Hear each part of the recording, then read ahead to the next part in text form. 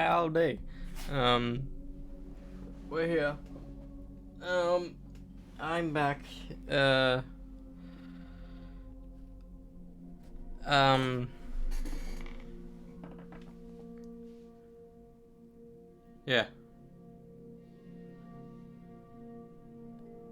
The reason why I'm late is because fucking laying in bed watching stuff.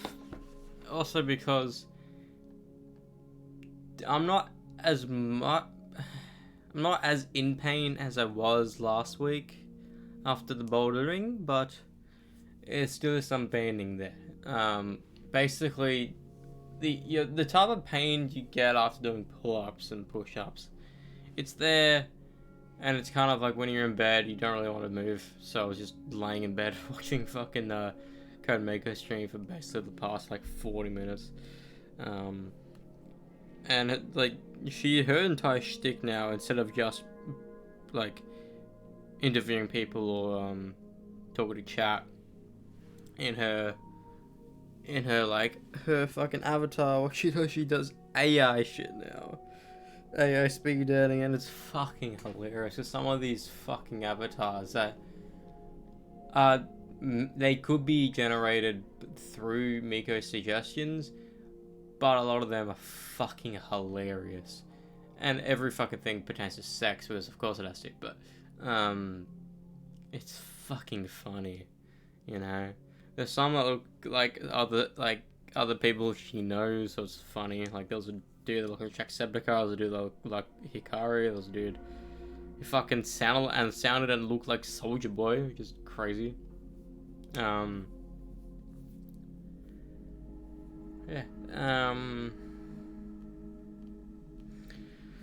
Today we're going to start our playthrough with Emily, in this game, and I don't really know how well that's going to go because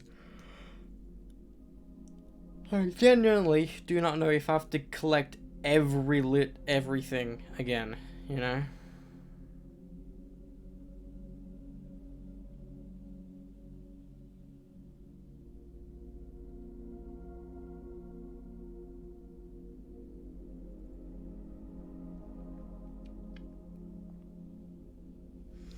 But I'm excited because I want to know how the game is different between the two characters, and I want to know if the gameplay is easy as Emily, because she doesn't start with a handgun, but he does, unless she is the detective this time around. I don't know. I don't know how it's gonna go. Let's go. Let us get into this shit.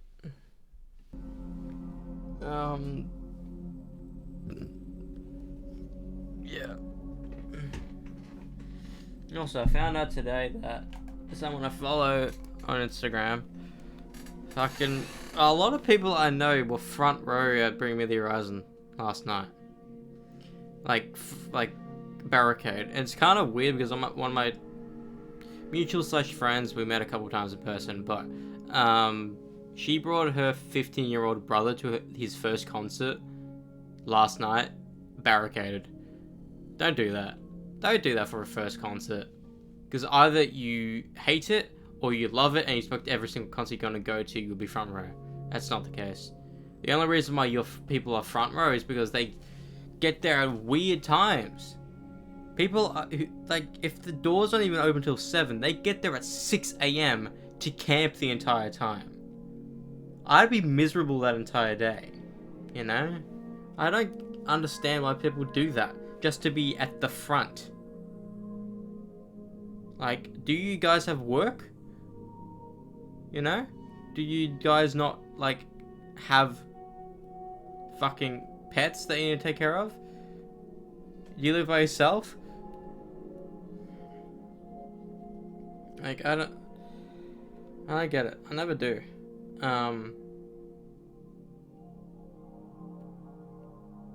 If that was that kid's first concert and he had to be there at fucking 8 a.m. for doors at 6, I can assure you his phone will be dead by midday. Because that's all you can do is be on your phone. And you want to have your phone charged to record the fucking concert. Nah. And if you want to be very close, push your way to the front. That's what everyone fucking does. If they want to be closer in the pit, they push their way to the front.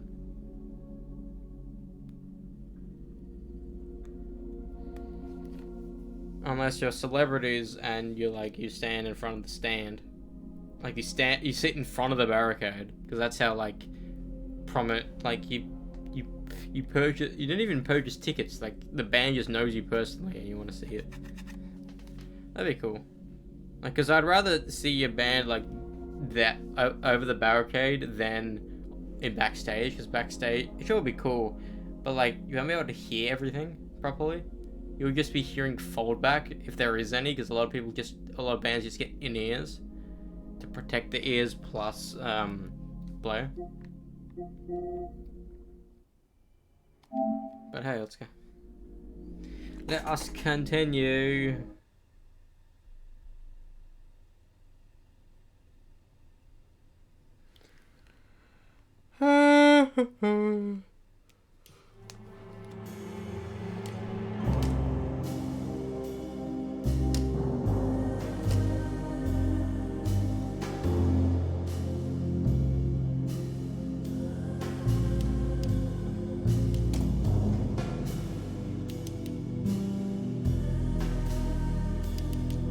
That's fine.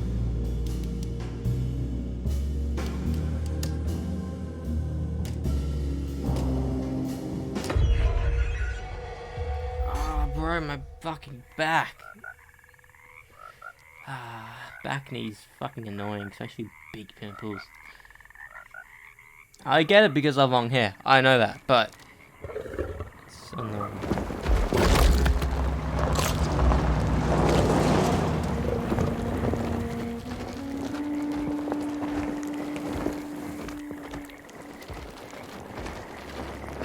You know what's weird is that we grew up thinking crocodiles and dinosaurs what chickens are, the actual descendants. Like, we didn't even find out dinosaurs had fucking feathers until like the late fucking 19th century or 20th century. So, your uncle, what's wrong with him? He's possessed.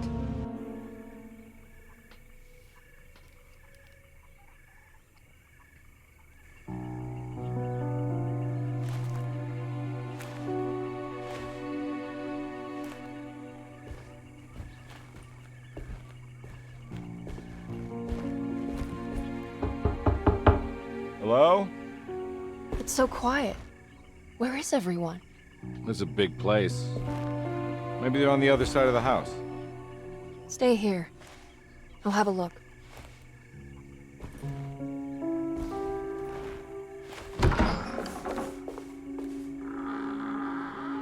Is all my settings still the same?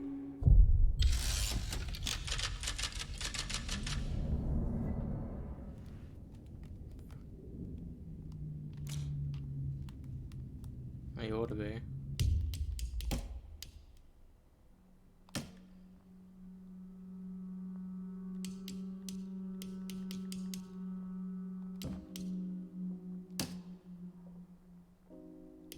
Yeah.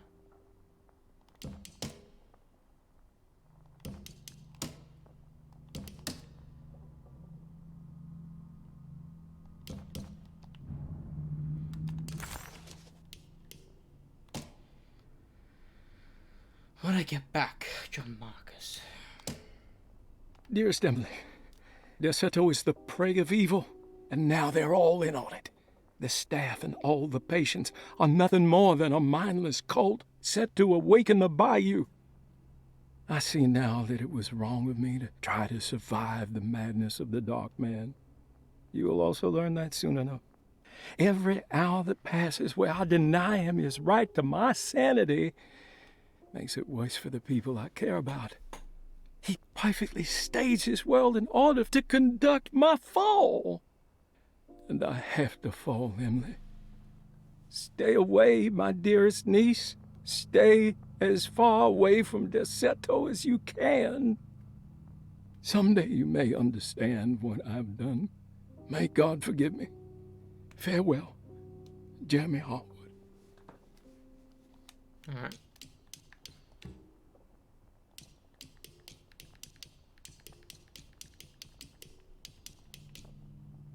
So theoretically, playing through this as her, we're gonna get these other ones. Hopefully, but I think in chapter 4 we're gonna get it.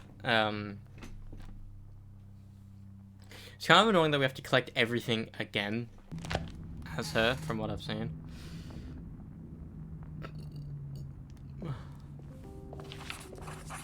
Surprised by her own reckless decision, Emily found herself breaking into Derceto. She mulled over how to present her story in case she got caught, but couldn't think of anything that sounded convincing. She wasn't much of a fast talker. Best to find a way to open the front door and let Detective Conby inside so he can handle the situation. The situation.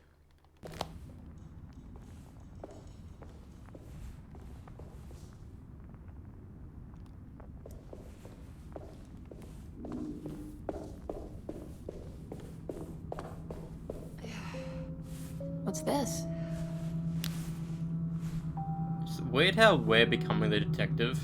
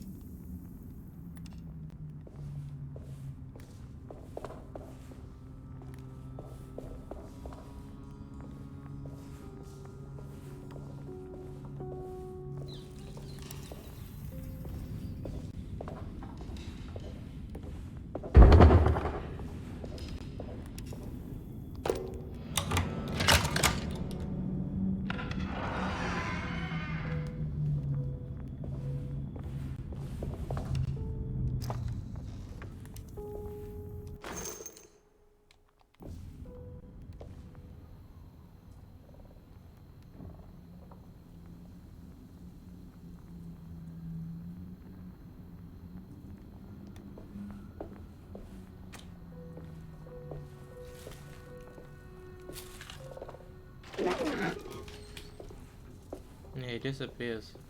How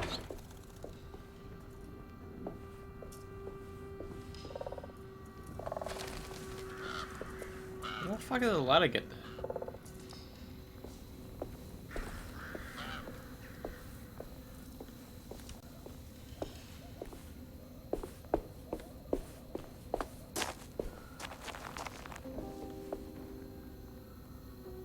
It'd be fucking... It's so, like, I wish we could, like, have everything so we can bypass, like, because this shit out here is in this chapter 2 shit, right? Putting that up to get the puzzle. Like, there has to be a way to, like, just go straight to chapter 5.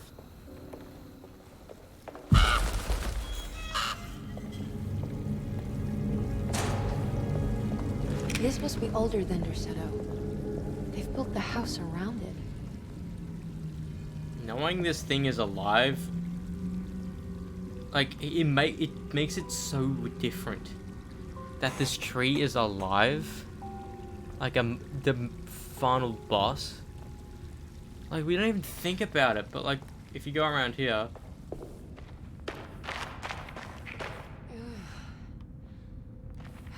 Well, it doesn't have voices now, but...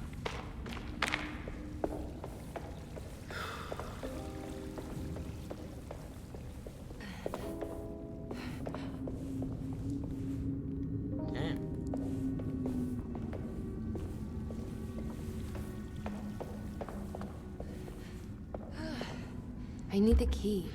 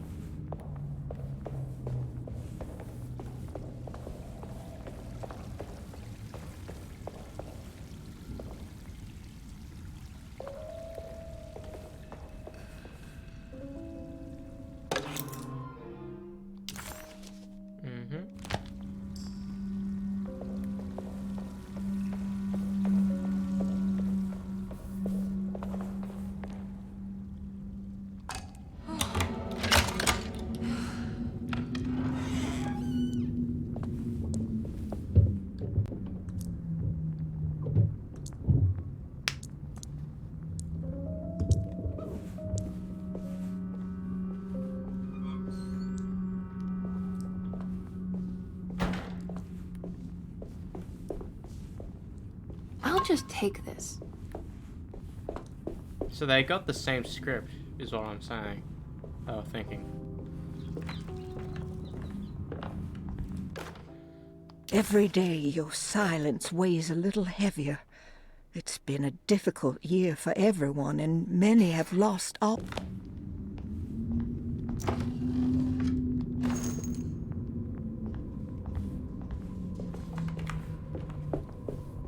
I do wonder if some of the tropes will pop earlier than I think they will, because there's a chance that if I get the final Lagniappe, or if I get a certain clue randomly, it'll just pop, or if,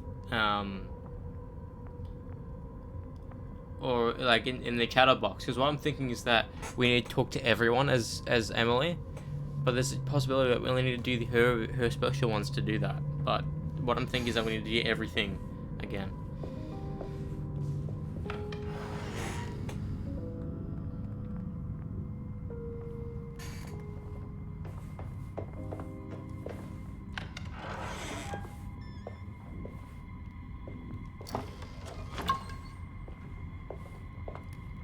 Alright, it's not there. Okay. Maybe it's a way that we can force pop certain things, since we automatically get the matchbook and some of the Lagniappe stuff the story. Maybe it's a way for us to.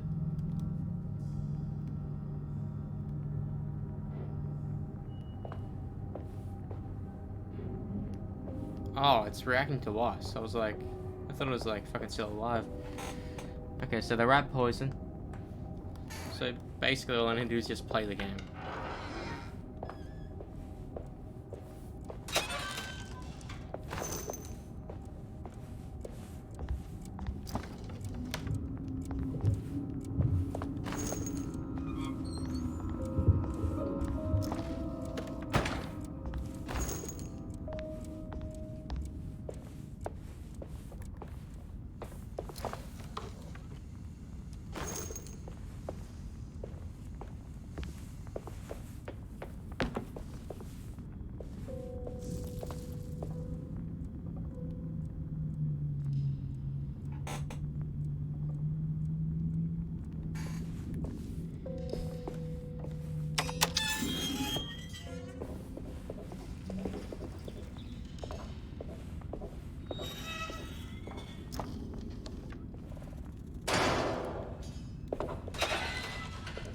Maybe I think the game's glitches because you can play as two different people. And it's not just a skin, it's a completely different character with different things.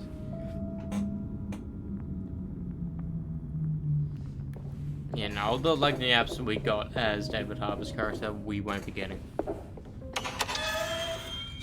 there's a possibility we may.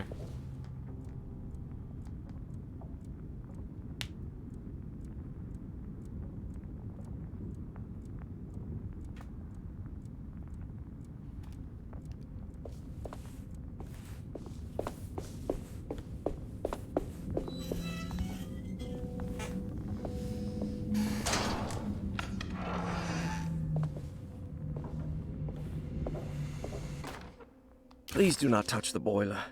It is... Mr. Waze doesn't have a significant thing. That doesn't look safe.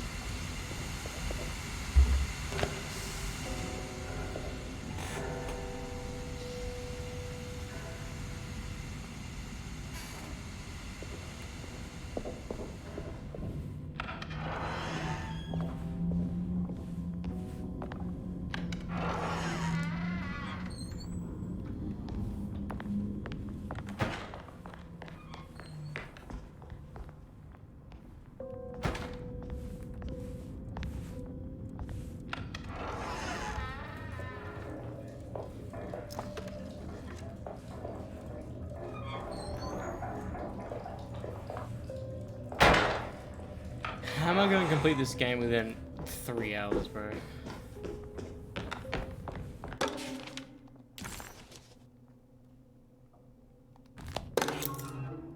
Yazaki. Ah, what's this?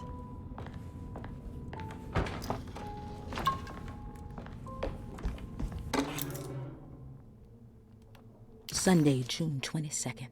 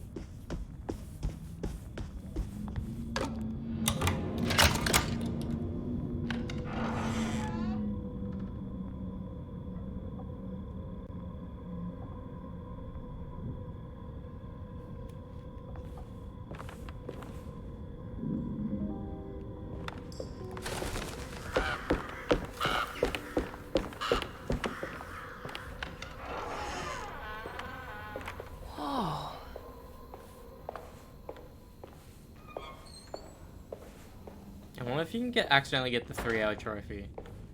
Unless the 3-hour trophy like this purely accidentally. The Great Depression.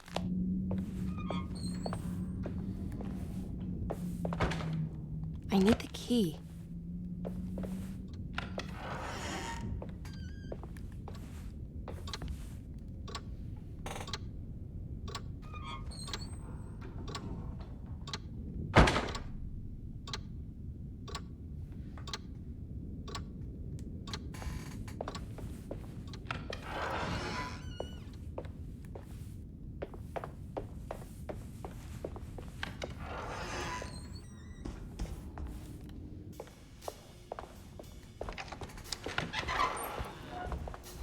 Wait, don't. Excuse me?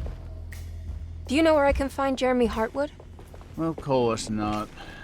McCarthy, what are you doing? I told you not to lose sight of the girl. Don't you worry, Mags. I'll find that little rascal.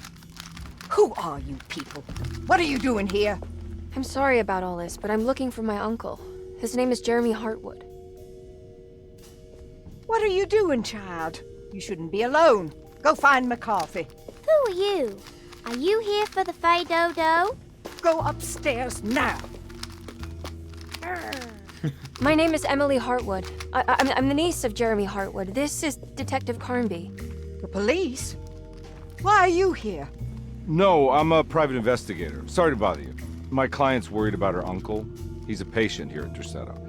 If you don't mind, could you direct us where to find him? No, I can't. Jeremy has gone missing. If you leave your information, I will make sure to contact you. Wait, he ran away? No, he won't leave the house. He's around here somewhere, and both of our orderlies are looking for him. That's unacceptable. Where's Dr. Gray? I want to speak with him immediately. Fine, I'll ask him. Wait here and don't touch anything. It's very different. This cutscene's very different.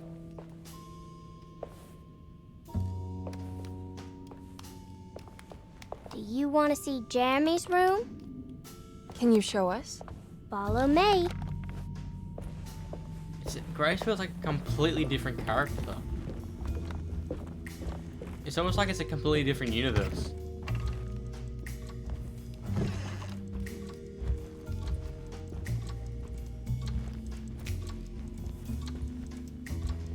This is very weird.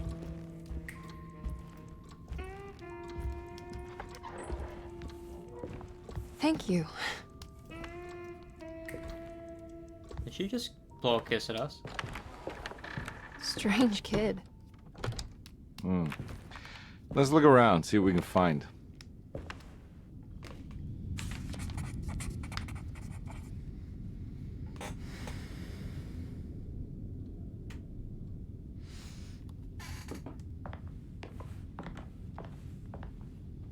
What kind of stuff are we looking for? I've never been part of an investigation before. Letters, diaries, receipts, all sorts of notes. How the fuck are we meant to complete this game within an hour? I've read about police analyzing teeth marks and blood samples and fingerprints to find criminals. Is that something you can do? No, that sounds more like the way the Bureau of Investigation does things. But, you know, if you do find teeth or blood, it's still worth mentioning. I do wonder how PIs are, like, legally allowed to do stuff, because majority of them, they're former police officers that either got fired or they got terminated for some very reason, because Ralph Dibny in The Flash, he got fired because he planted evidence to send a guy to jail, but we found out later on he only did that because the person that was actually going to jail was the actual one that was bad, and the one that was going to go to jail before that was a good person. Now he became a PI and he helps people, but how are they legally allowed to do stuff? You know, like it's a thing. People go to PIs because they're not a government body. They're their own person. They're just getting paid to help people. But with no help behind that, I suppose. I've never seen a PI in person. Let me look it up.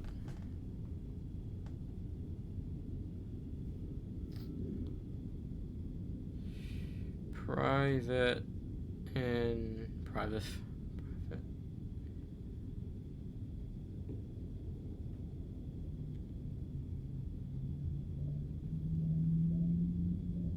Is private investigation legal? Yes. And it's legal to hire a private investigator. Individuals need evidence that will help them make the right decision when it comes to relationships, blah, blah, blah.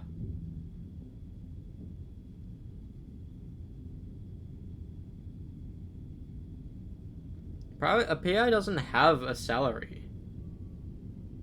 You can't, because you can ask people to pay you. You know, some like very rich person's gonna pay you a couple thousand. Someone who isn't that much, you give you a couple hundred. Someone who's insanely rich gives you a couple 10,000 because, like, sure. We should talk to Dr. Gray when we're done here. He's the one who runs the hospital. He must know something about what's happened. Yeah, I just want to get a feel of what we're dealing with here first. Of course.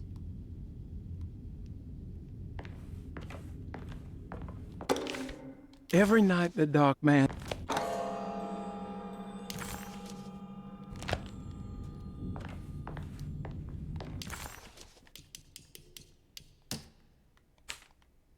Jeremy had gone missing. The housekeeper said the staff at Derceto was looking for him, but Emily wanted answers and demanded to speak to Dr. Gray, the man in charge. While waiting, a young girl offered to show Emily and Detective Conby inside Jeremy's room. The perfect opportunity to look for clues regarding Jeremy's disappearance. God, Jeremy's disappeared. Bang. Bang.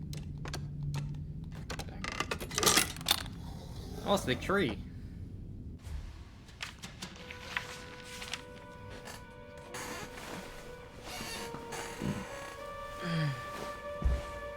Have you ever seen anything like this? Looks like a talisman. You mean like this one?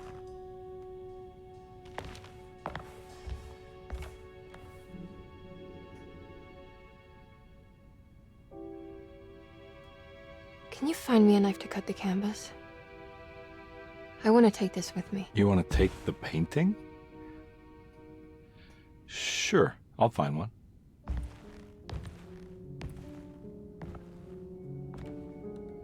I figured out what she's from. She's from Frigo.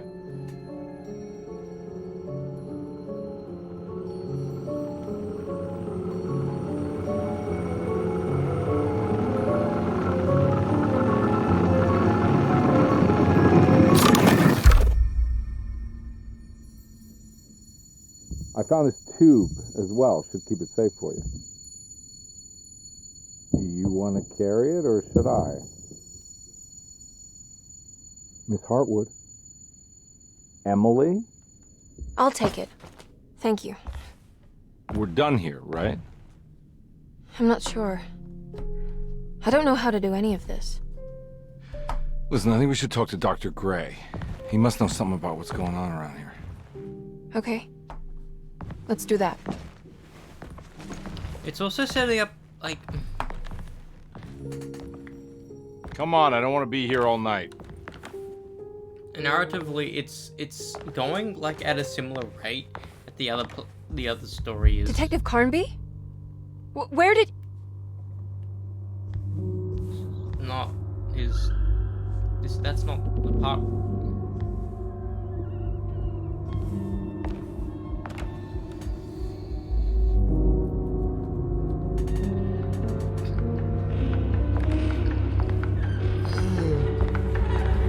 New Orleans. What on earth is happening? What is this place? No, you just said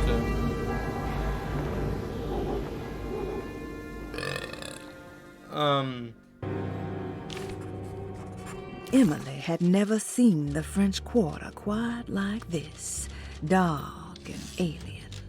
The only possible refuge she could see from Jeremy's balcony was a bit of light coming from a corner store. It's also doing it in a cool way, because I was like, how could this game be in this perspective of Emily? Like, how is it going to change? But it's doing it in a way where it's like, we're going through similar things, but the cutscenes are very different, making the detective be the normal person, then her being the crazy one, because she's believing her uncle's delusions, and she's the Harwood curse and all that. But what's so weird is that I want to know what chapter 4 will be like, because I know we talked to Ruth as Babe Ruth as fucking that Emily, so yeah.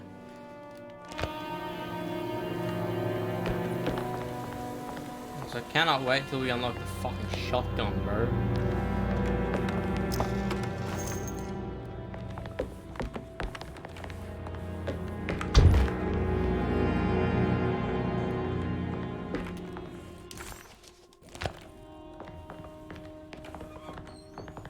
When you sprint, you can't zoom in to see what collectibles are around.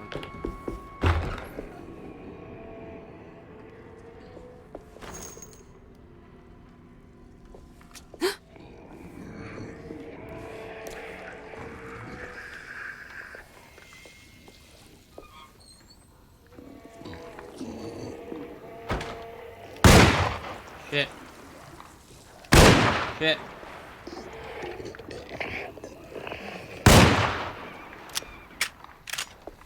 Am I meant to be this shit?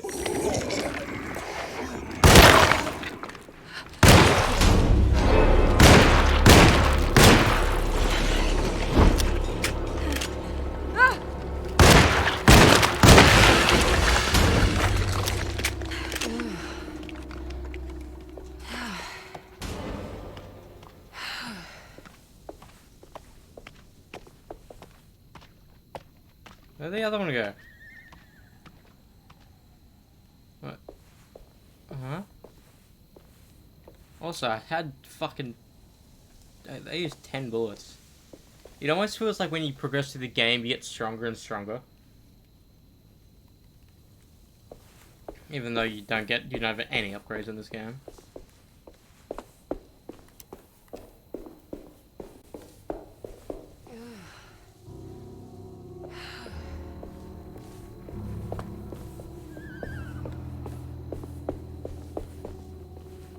This can't be.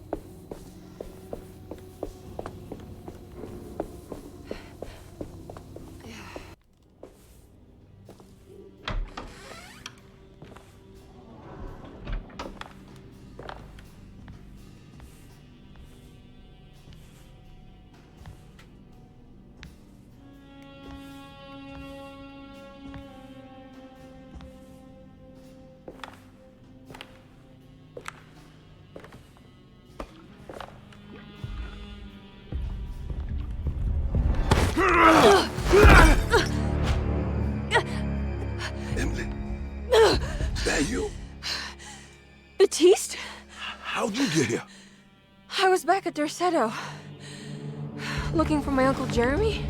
Jeremy's your uncle? I didn't know. Why would you? You're still working at Derceto? Yeah, both me and Lotta stuck around. We're real orderlies now. You remember my sister Lotta, don't you? What happened, Batiste? How are we here? You know about the dark man haunting your uncle? I'm familiar with his mental state. I think we all in his head somehow. Cause these streets are real, but they're not like on any map. Nah, this is like when you remember something, but in the wrong way. Do you know how to get back to Derceto?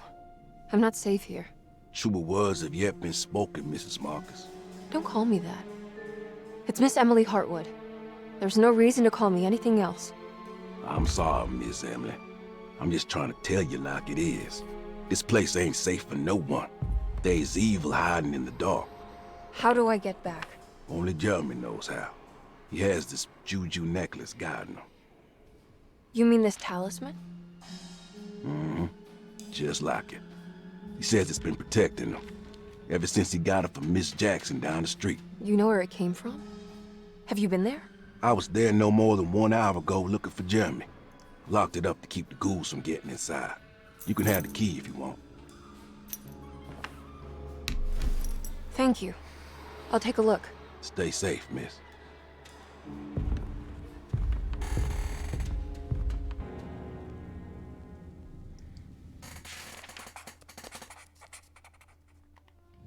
Emily couldn't understand where she was, but it felt like a waking dream. Batiste, who she vaguely remembered from her past, claimed to work as an orderly at Derceto. He was also looking for Jeremy, and seemed to imply that he was chasing him through Jeremy's own mind. Maybe this wasn't Emily's dream, but Jeremy's, and she was trapped inside somehow. Batiste suspected that Jeremy was in some control due to a talisman that he had been given by a Miss Jackson, a name Emily recalled to be one of the many voodoo witch doctors in the French Quarter. In hope to find a way back to Derceto, Emily set out to find Miss Jackson's place. It's fucking confusing, mate. I'm generally it's generally so confusing. Like, I don't really like how the story is like, it's the same but it's different. I mean, like, what I would have preferred was that we actually played what we thought the other character was doing, you know, and maybe the boss fight would be us two defeating the fucking boss, but it's fucking bizarre, bro. I don't understand the mindset of this game. You know, I don't understand why they chose to have the same story but subtly different. Like, it almost feels like it should be a New Game Plus playthrough, but it's like she remembers everything, but everyone else doesn't. Like, but I don't know, bro. Hopefully there's an explanation as to why the two fucking stories are completely different, even though they're the same. Like, it's kind of disheartening.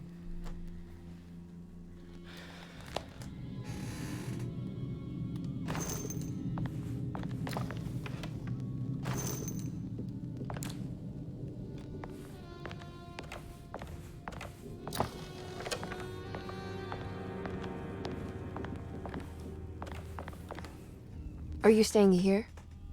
For a while. Want to see if Jeremy shows up.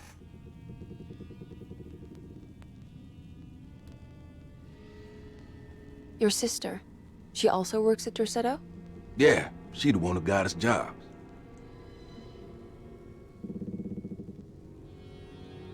Be careful, okay? You said it, miss. got some bad juju. I'm glad. What's so weird is that in chapter 2 we barely get any ammo, but in chapter 1 we get a lot, meaning that I think every chapter the enemies get weaker and weaker and weaker with the more we get different guns. It's kind of weird because like you'd suspect it to be the exact same throughout the entire game, and you just get better at defeating them because like in the box they were dying like that, but then before that they weren't. This is why I think they kind of need to nerf some of these bad guys, especially if you want to do a playthrough without getting damaged, which so far I haven't. Also without drinking anything. I mean, I'm going to attempt to do that, but I don't know if I can.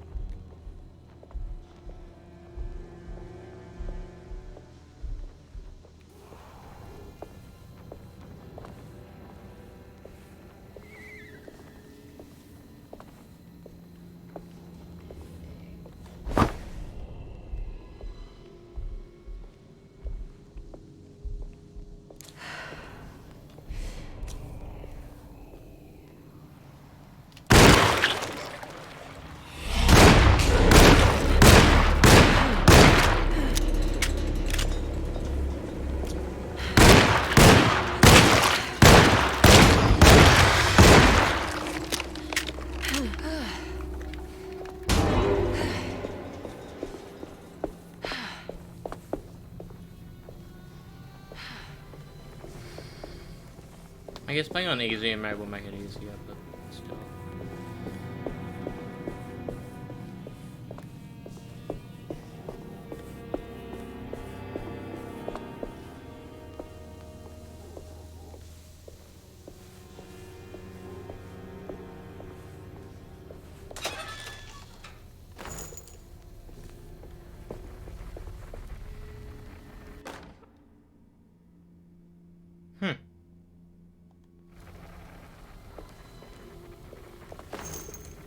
She gets a hatchet, he got a fucking...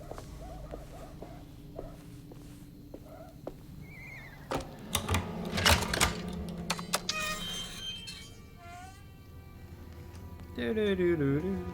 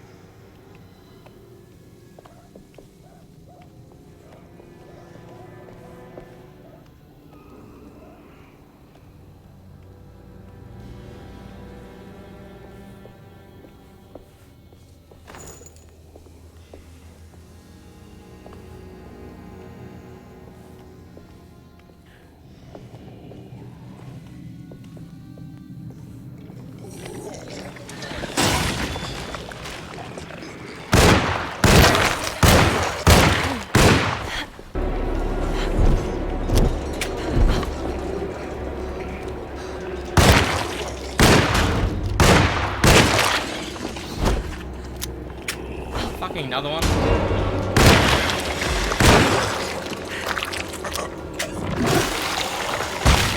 What the hell is it?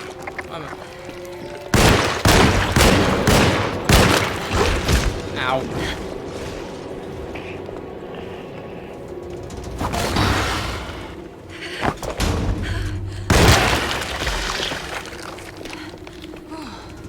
Well, there goes my plan of not getting damaged.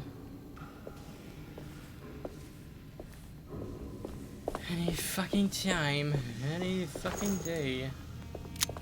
Let's see you in Arizona, baby.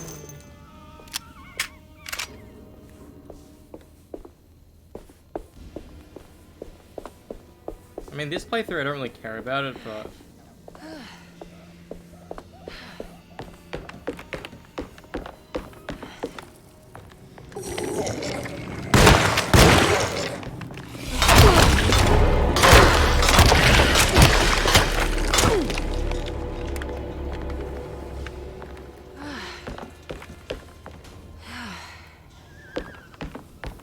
I mean, I'm glad I can anticipate shit, but...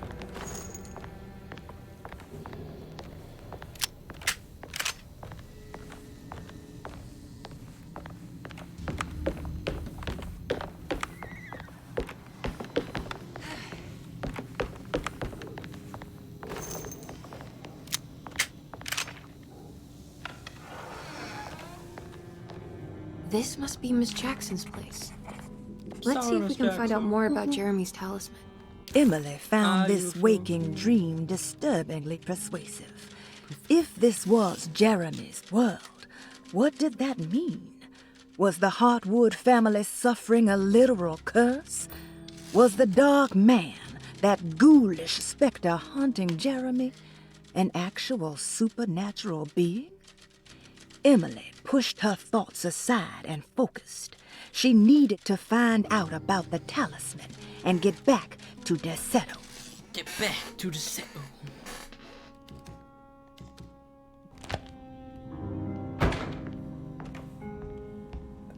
Learn to swim.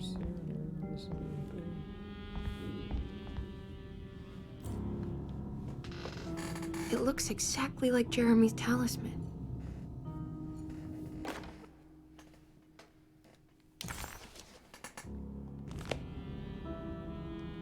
I think it's meant to hold the talisman.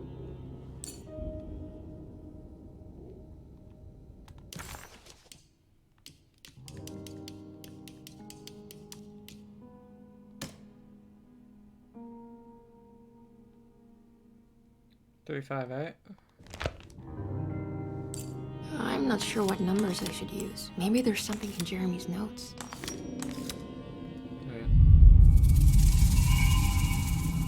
What's that picture in the glass? Where is that?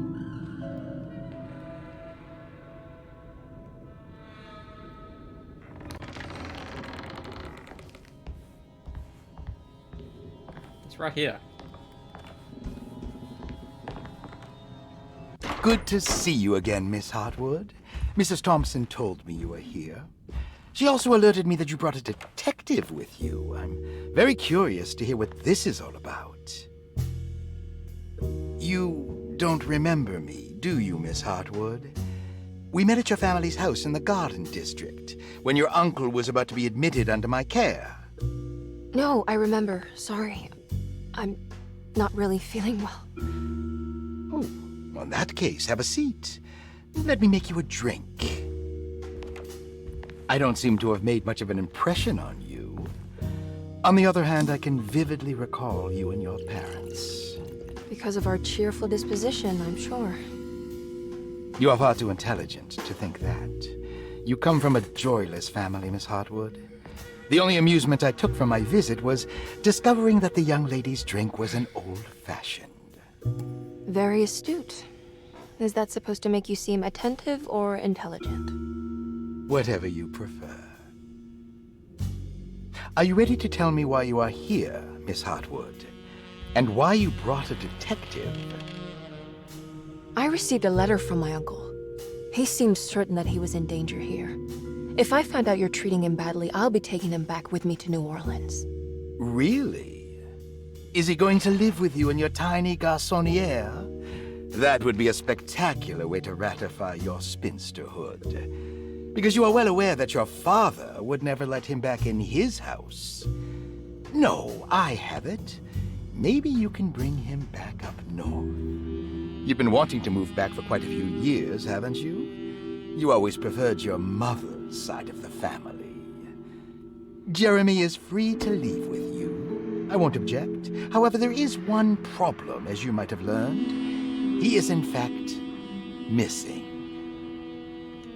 Do you know where he could have gone? No, I'm afraid I don't.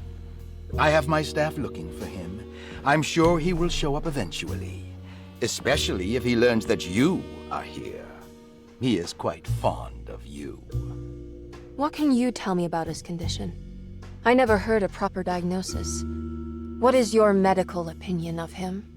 Well, let me think. He is an anxious man, depressed, even. He suffers from a perceived lack of order in his inner and outer life. He constantly complains about events not presenting themselves according to their divine nature. And the Dark Man? Hard to tell if it was ever anything specific. Jeremy uses the Dark Man as a psychological scapegoat to avoid facing the truth that he is in any way at fault. You don't think there can be any truth to the Dark Man's supernatural existence? Why would you ask that? Can we ever be sure? If the Dark Man is some sort of evil presence that is in possession of Jeremy?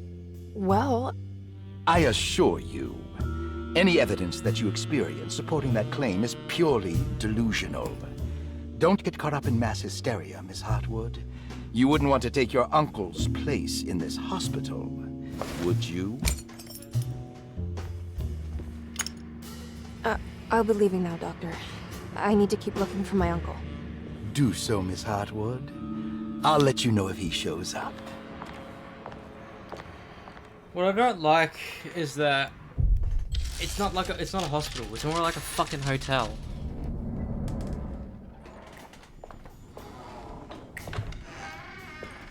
Detective Carnby! God, I'm glad to see you. I was afraid you had left. Me? You're the one who just disappeared. It's hard to explain. I think I blacked out. It was like I went somewhere else. It's okay, miss. You're clearly upset. No, I don't know what's happening. This is a very stressful situation for you, I understand. Ugh, no, you don't understand. Just take a deep breath. Why don't you sit down, smoke some of the Perique? If you want, I could even drive you back to New Orleans. I just want to have a talk with Dr. Gray first. I want to stay. I found a talisman just like the one in the painting. I think I might be able to figure out where Tarawea is, where Jeremy wanted to go. That's great. Just stay out of trouble, okay? Let me handle the investigation. I'm not crazy, Detective. Not yet. Okay, catch you later. Tarawea is a real place. It's in Spain. Tarawea de Montcalais. If a talisman like this can open up doors between the French Quarter and Derceto, then maybe Jeremy is hiding in some strange other world. Like Tarawea, the place he mentioned in the book. No matter where he is, it's clear that my search won't be limited to Derceto.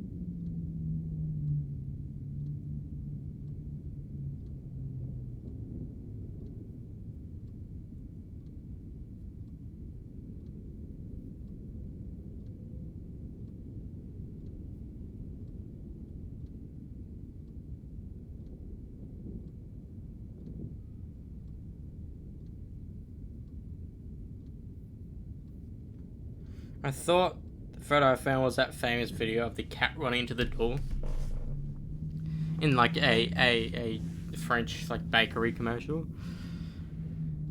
But no, it's not. But Tarawea is a real place.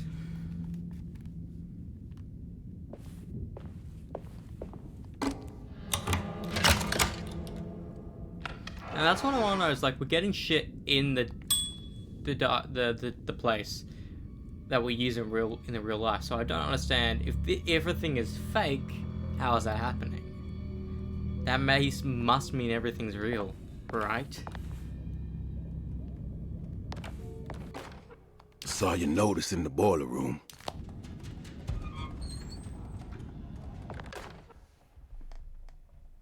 Paul, you're right about the plates on the boiler and the clock.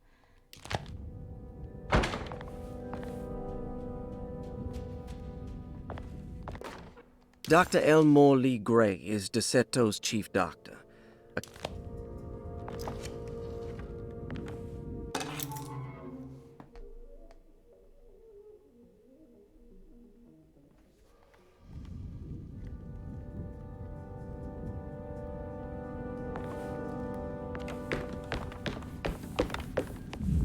Looks sturdy.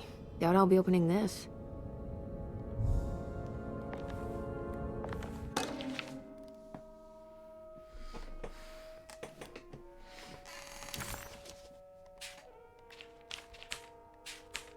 Elizabeth...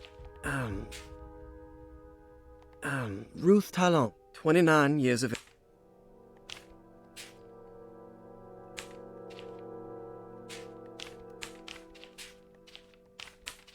Interesting. It's all the patient files except for Jeremy's.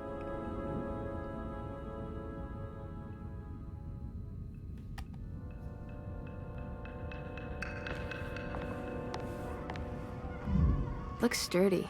Doubt I'll be opening this.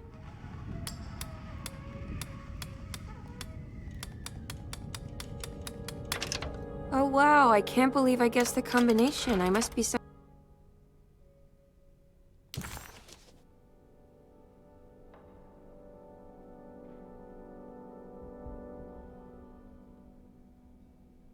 kind of genius.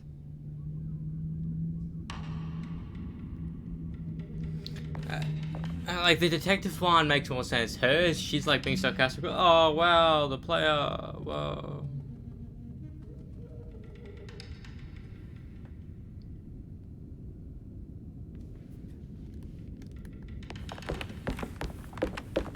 Miss Hatwood.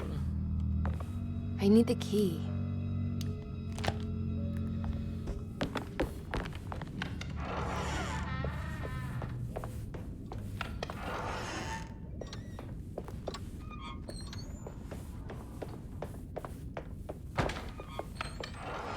Wait.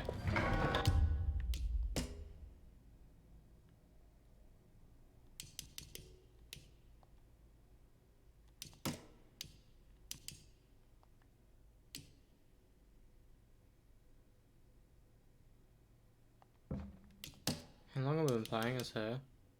51 minutes. That's decent.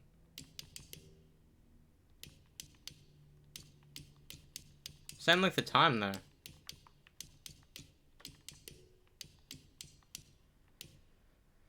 To be fair, that's before doing anything else. So tempting we're a little bit quicker.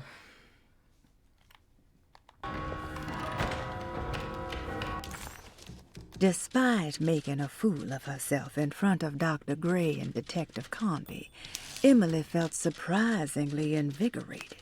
She felt absolutely sure that it was her manipulation of the talisman that had brought her back to Derceto. Jeremy mentioned 2 items in his commonplace book that somehow connected him to 2 more dreams, or whatever they should be called. If Jeremy had 2 more worlds open to him, then maybe he would hide there if he was scared. Or maybe he found a way to Tarawea, the place Jeremy so desperately wanted to visit. Excited to follow up on her clues, Emily set out to find the old clock and the boiler.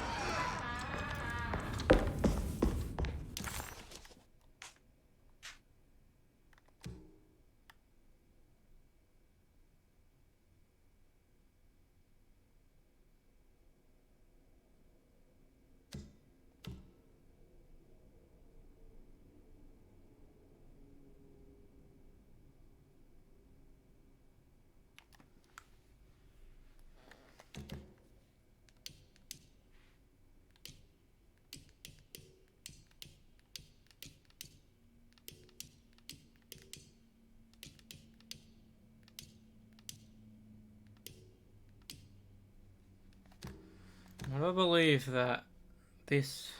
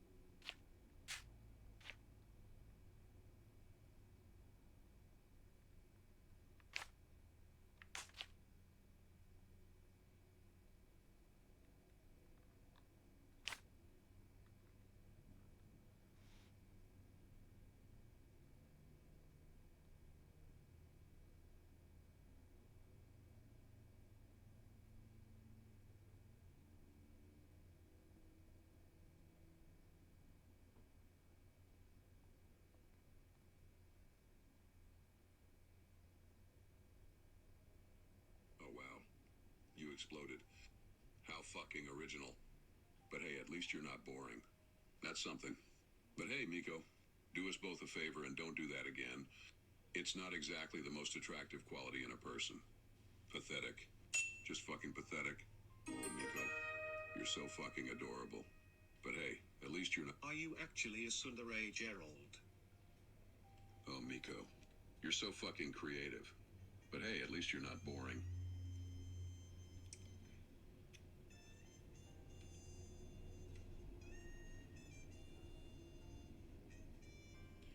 Are you a tsundere? Oh, great. Another fucking weeaboo who thinks they know what a tsundere is. Do you even lift? I mean, I know I'm a total boss, but you're like a sad, pathetic little fook stick. I think that's a yes. Oh, you think so, do you? Well, you're wrong. I'm not a tsundere. Oh, look at that. You must be compensated.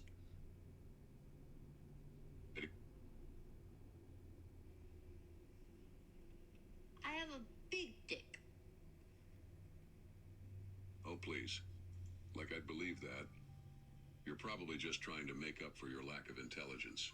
I mean, seriously, who uses the word dinky-doo? It's like you're trying to sound like a 5-year-old.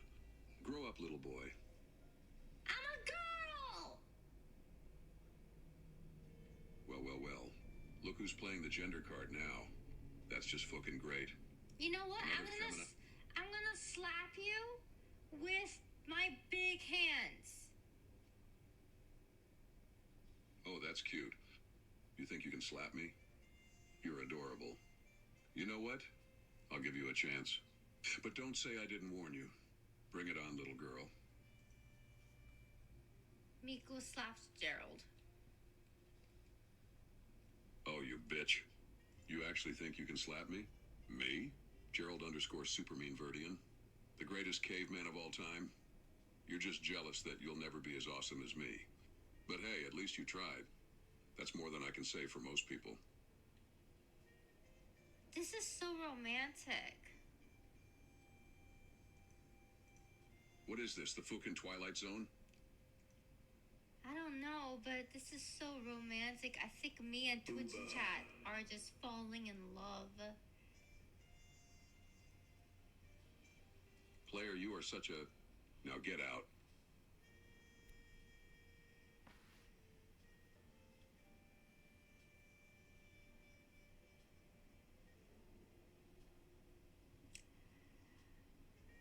You're so romantic.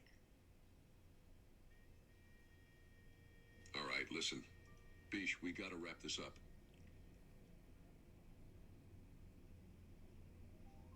You mean your dick?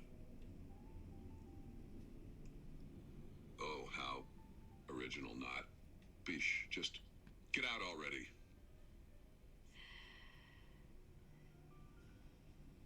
Ahem.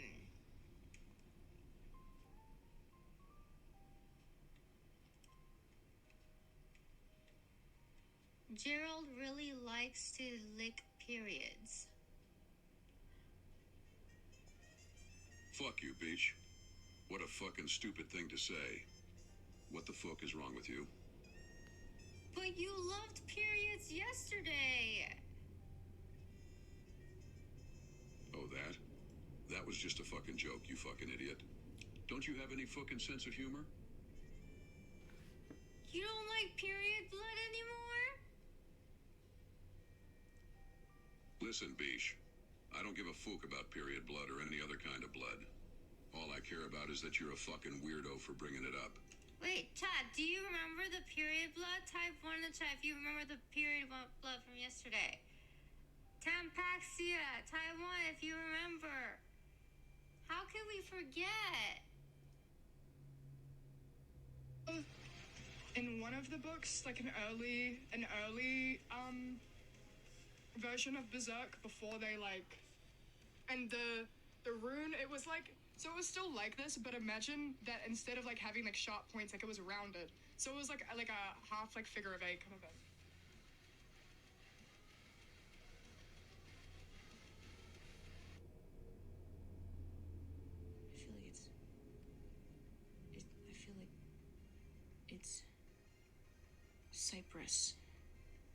Cyprus.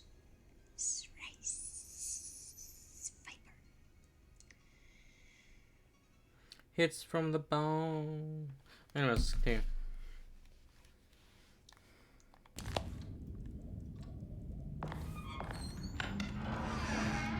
Jeremy's room. All back to normal. Emily's here. Photo of me. So we can get. So what I'm thinking is that we can get everything.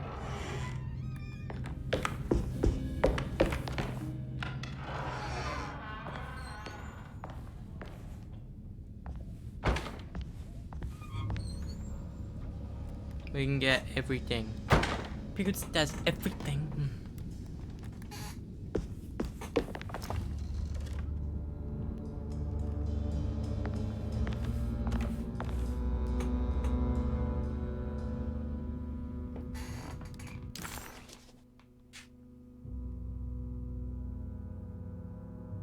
I need the library key in order to get the shotgun. I don't have the library key. No. I do have the library key.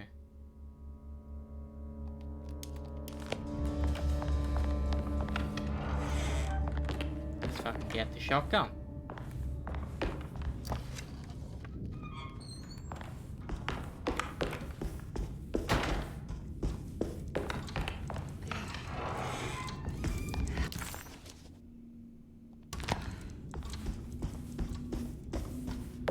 Might as well get it now.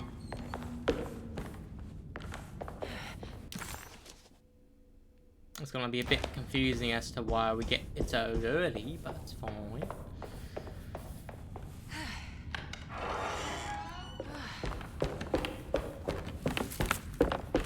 I think I heard a booty cat.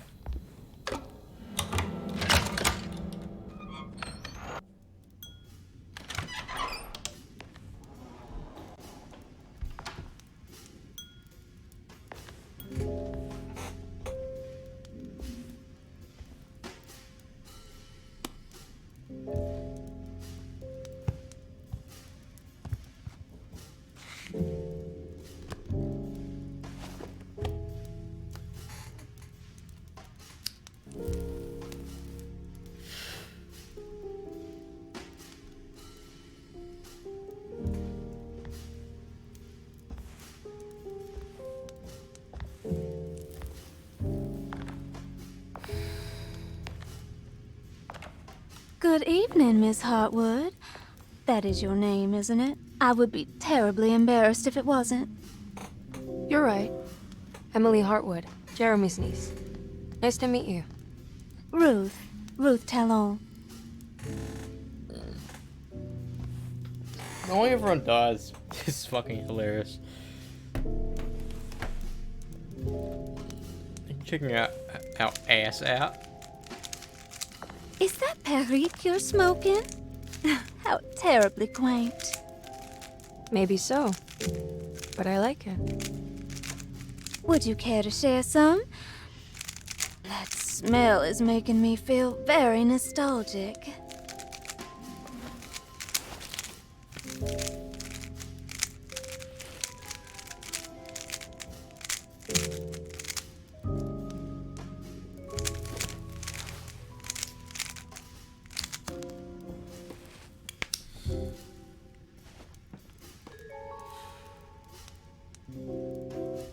Is it all that you hope for? I enjoy your light mockery, Miss Hartwood. I can tell we would make great friends. How flattering. Too bad you're locked up in this place.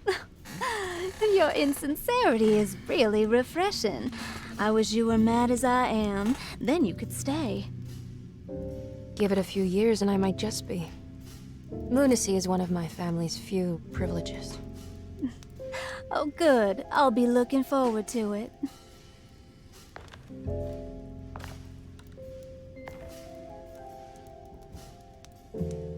You don't know anything about what happened to Jeremy, do you? Everyone here is really strange, and it's hard to know what to make of anything you hear. Occasionally, it sounds quite exciting, though. Good versus evil and all that. I'm sorry, but I don't think I have anything useful to share. It doesn't matter. Thank you for the much-needed break.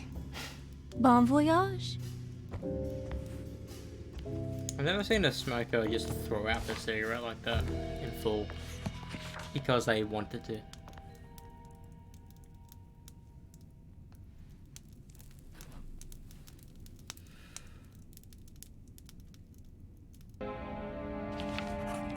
Emily felt surprised by how much she enjoyed the company of Ruth. There was something familiar and friendly about her. Like they were old friends that simply forgot about each other.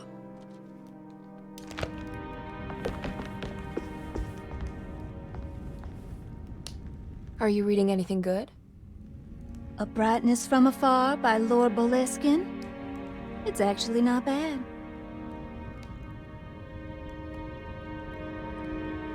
You know where Detective Carnby is? Oh, you don't need him. You're doing fine. She's a bi person. I should probably go. Until next time, Sherry. My name ain't Sherry. It's fucking Emily. Get it right. Fuck it.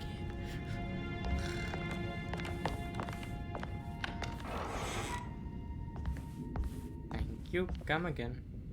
Now this'll come in handy.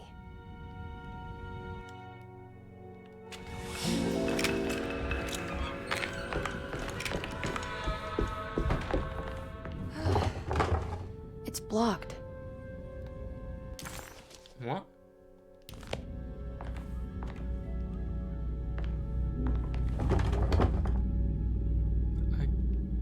Why?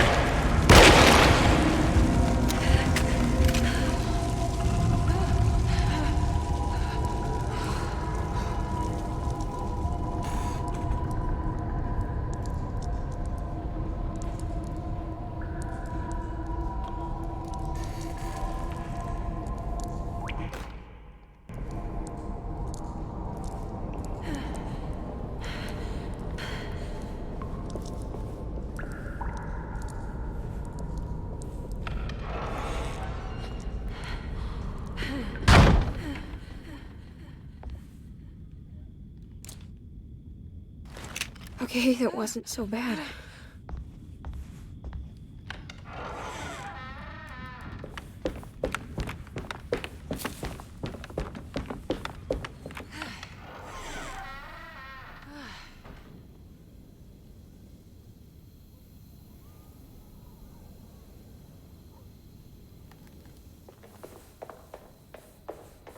I guess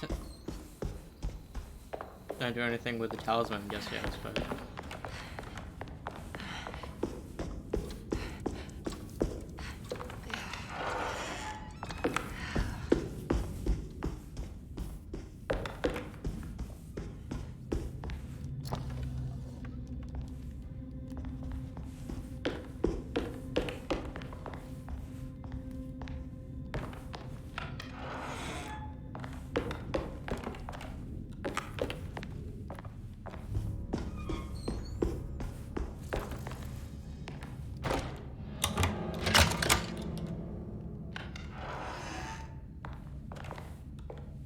What a strange but beautiful room. I did it!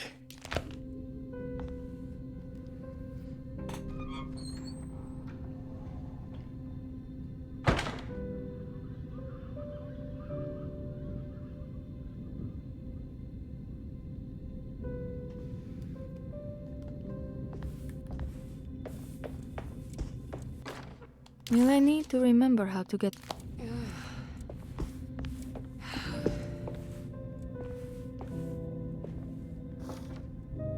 There's some aggressive-looking rot on these paintings.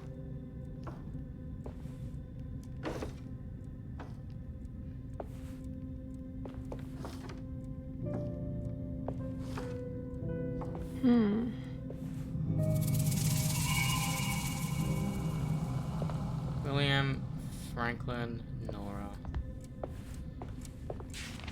The Astarte Artist Colony. I'm pretty sure they had a Mardi Gras crew called the Pirates of Pontchartrain when I was a child. 294. The simple astrology cipher was a favorite among the artists who lived in the house 20 years ago. They easily turned into numbers when needed, but also acted as signatures for the members, as there were only 12 of them.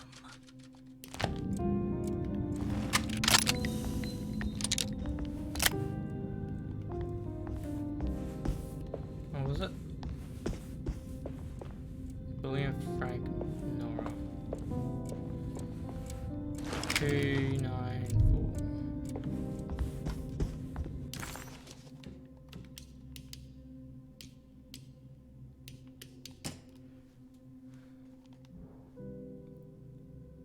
Pisces, Libra, Taurus.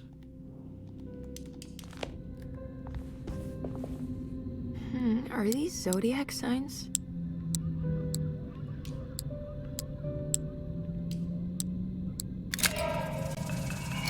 Ah, here we go.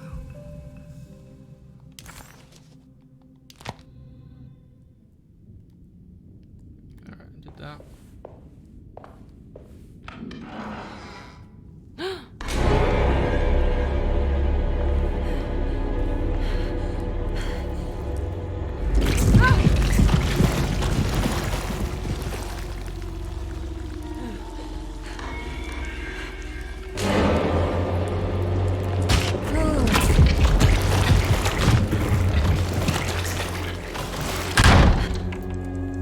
What's that stain? Looks like some kind of rot.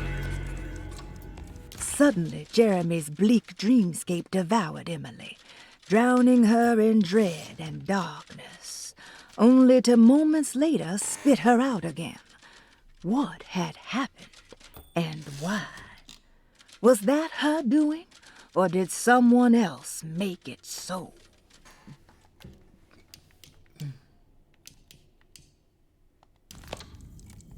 Everything's back to normal. I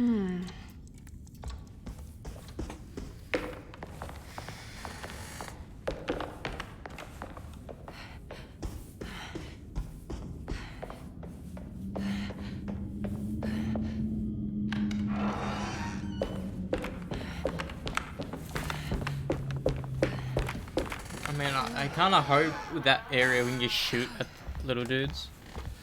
I suppose.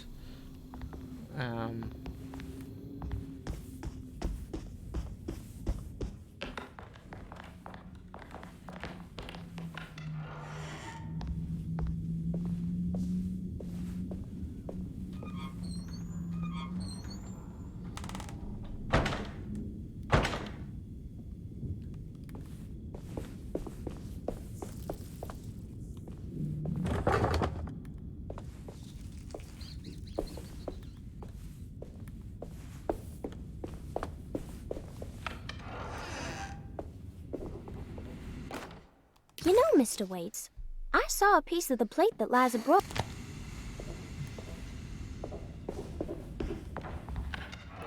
Half this game is just getting the same clues you already have read 1,000 times.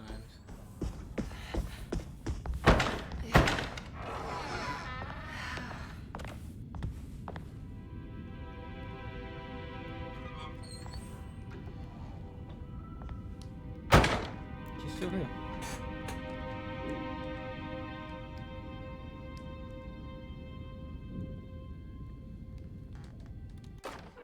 Lost Plantations of Louisiana.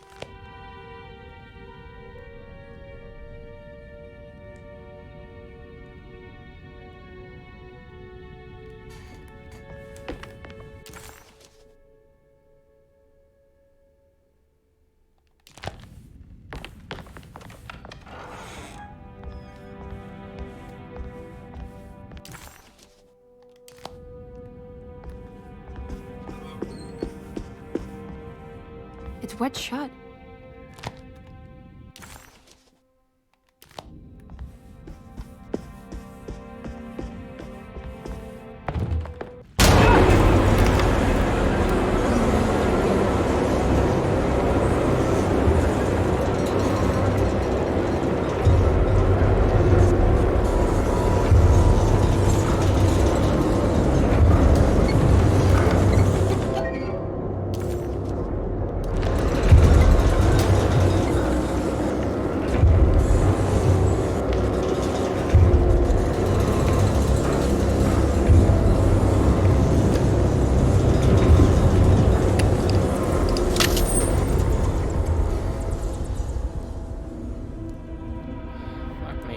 Times. I don't understand what's happening. I think it's because I'm getting the shotgun maybe a bit too early. Is that they're forcing me to do that? Because that wasn't in the prior playthrough.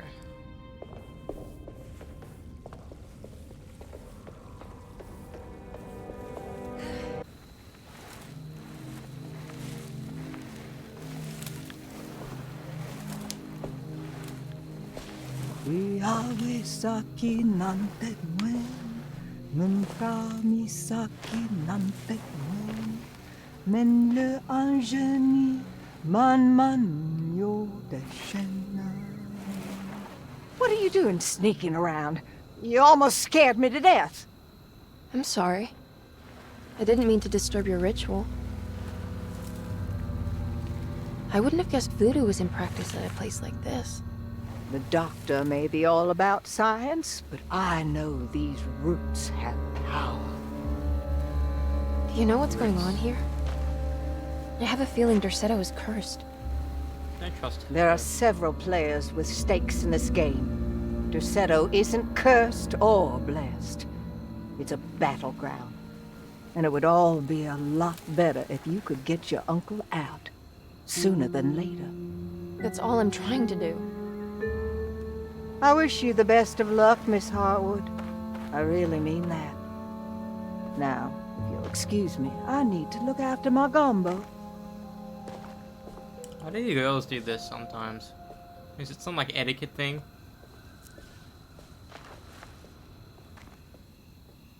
I never like hold my hand like that. Because it feels uncomfortable. The housekeeper buried something in the flower patch beneath one of Dr. Gray's windows. She was singing in some Creole language, performing a peculiar bourgeois voodoo ritual. Certainly not an unfamiliar sight in the French Quarter, but voodoo had never felt this bitter to Emily.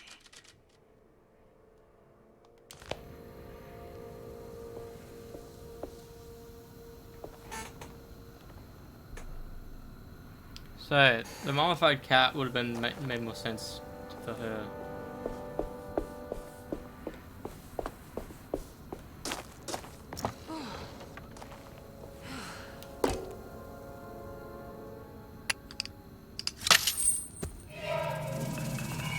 It worked. Of course it fucking worked. We use bolt cutters.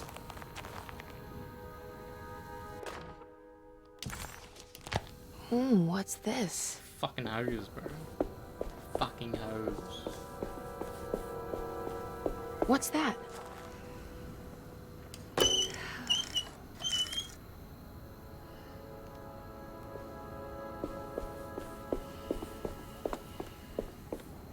Get ready for another jump scare.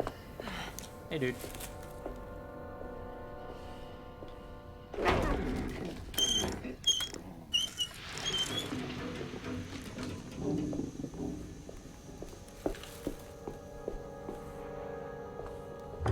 There we go. It's crazy that we can't actually leave again. Provided.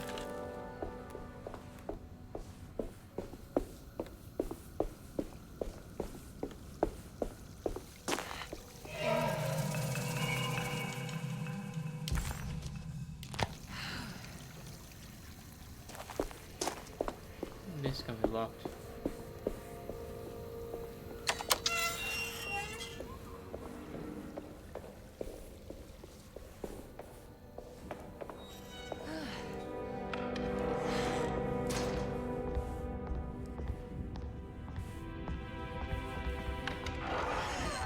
Please tell me he's not there.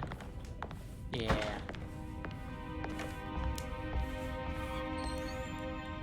What?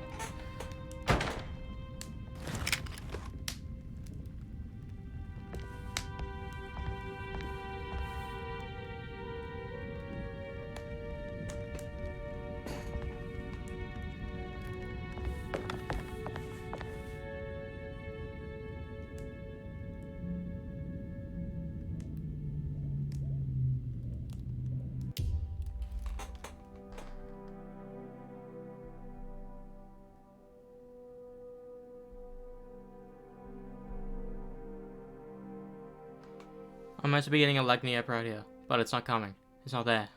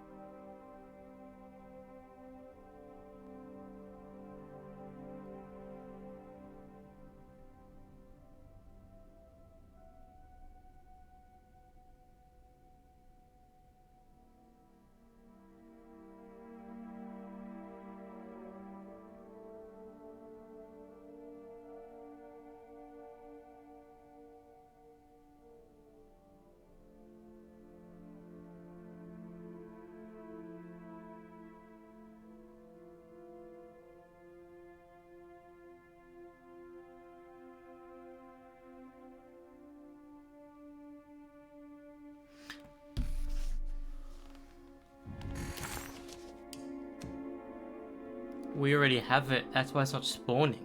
We already have it. Thank the Lord. I thought it was glitched. Because I was just reading that you can get it as Edward, meaning that we already have gotten it.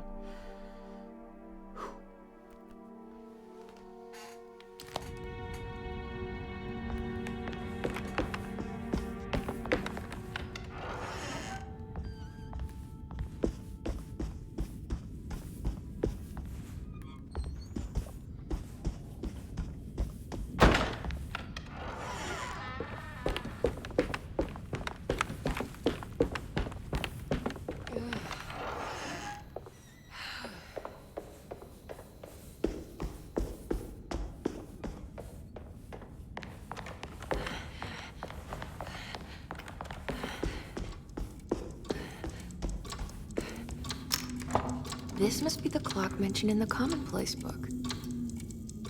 This looks like the thing that held the talisman in the French Quarter, but it's broken and missing some pieces.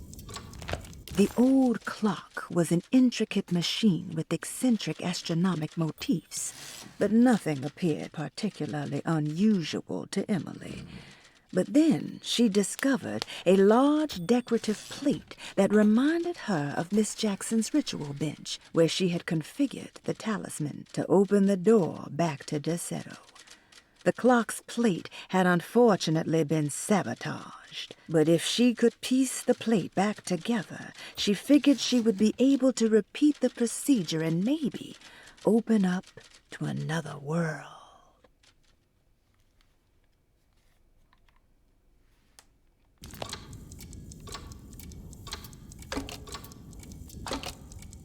I think I've seen this somewhere.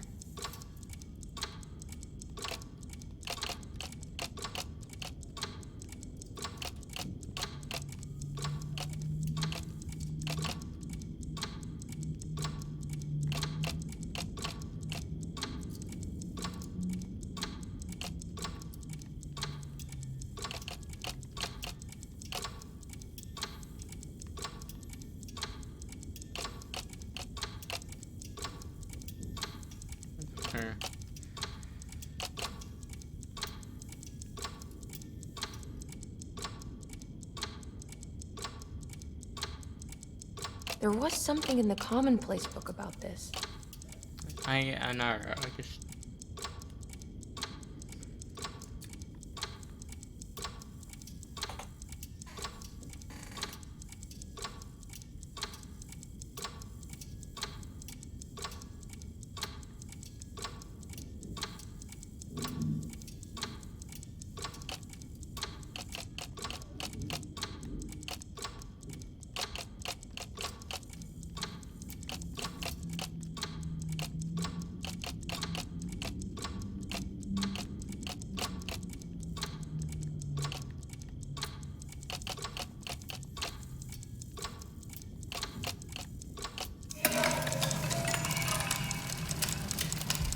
Did it break? The clock just stopped.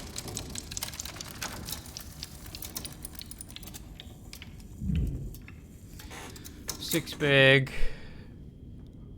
So it's 6, 4, 3.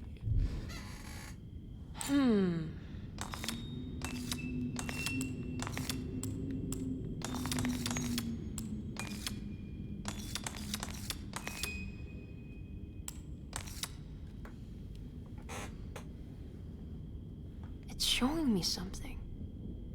That's just the hallway outside Jeremy's room, isn't it? Yeah. Yes, sirree.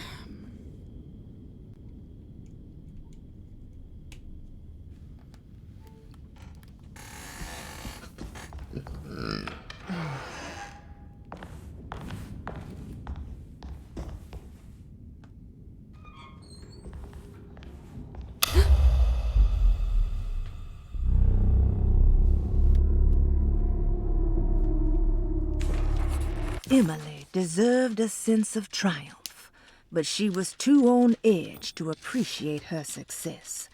There was no reasonable explanation why the talisman let her open up this other world. Was this really happening? Or was this somehow all in her mind? There was no time to question her own sanity. She had to find Jeremy.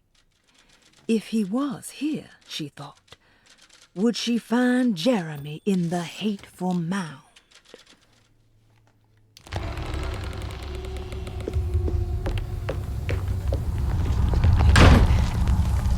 I opened up another dream.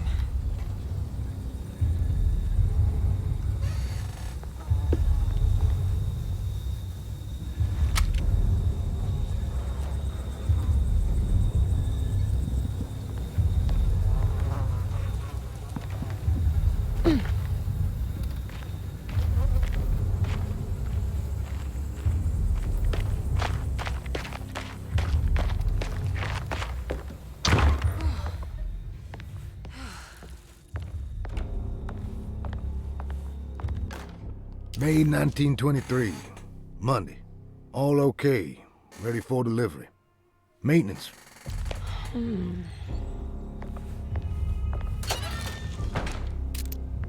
Woohoo! We do can get more shopping shelves. Goody goody.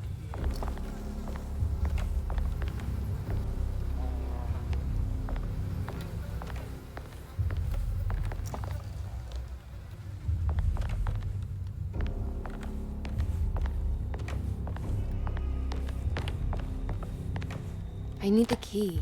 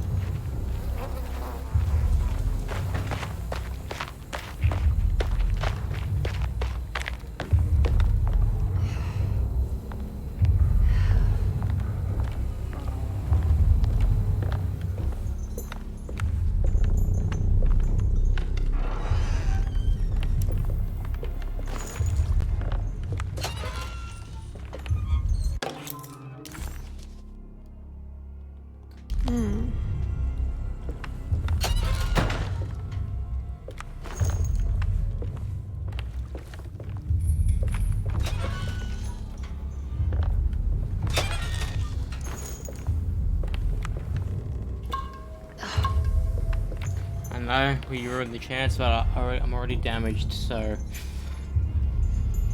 Also, hopefully, I don't know if you have to get Tita Teller in one playthrough without healing. Oh, without reloading your save.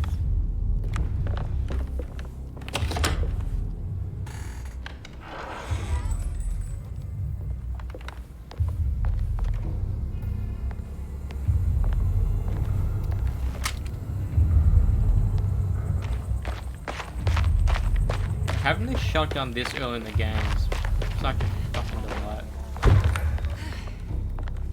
I swear.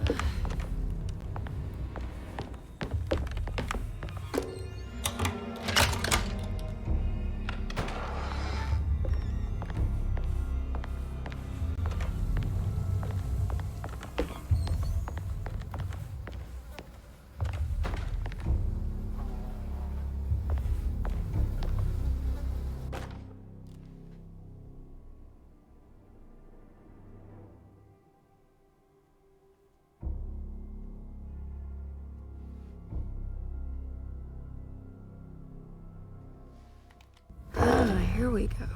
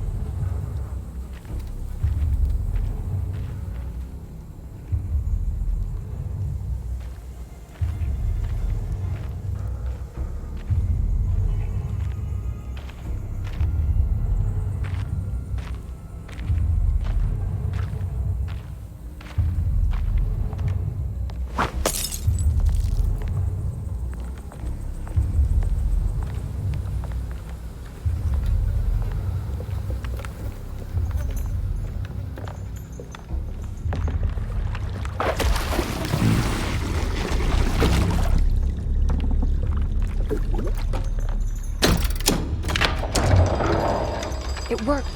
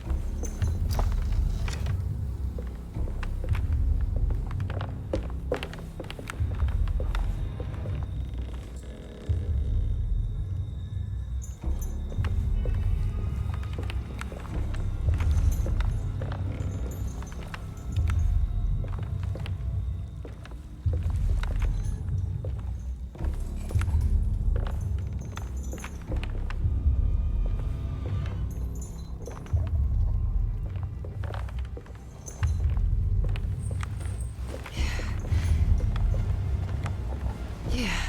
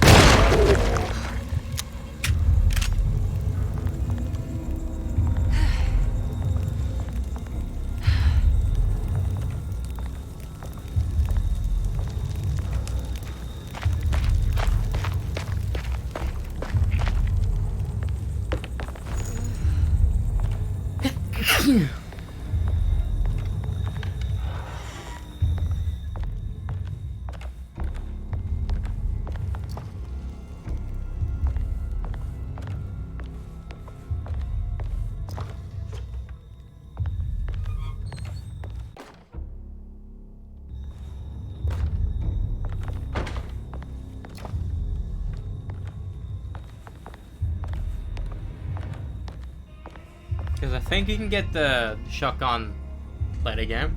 Because anytime you go back in there, you just pick it up.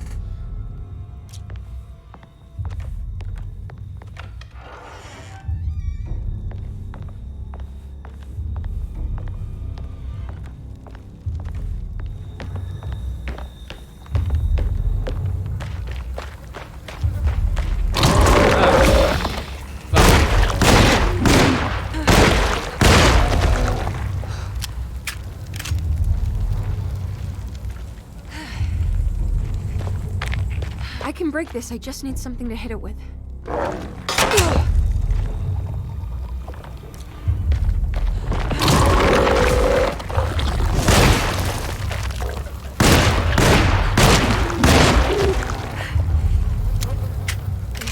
Man, what are these enemies just coming out of nowhere?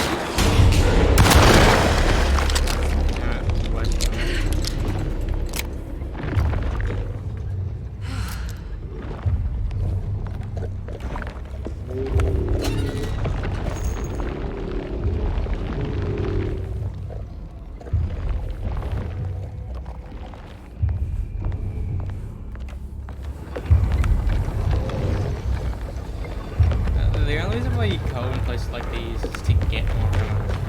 That's the only reason.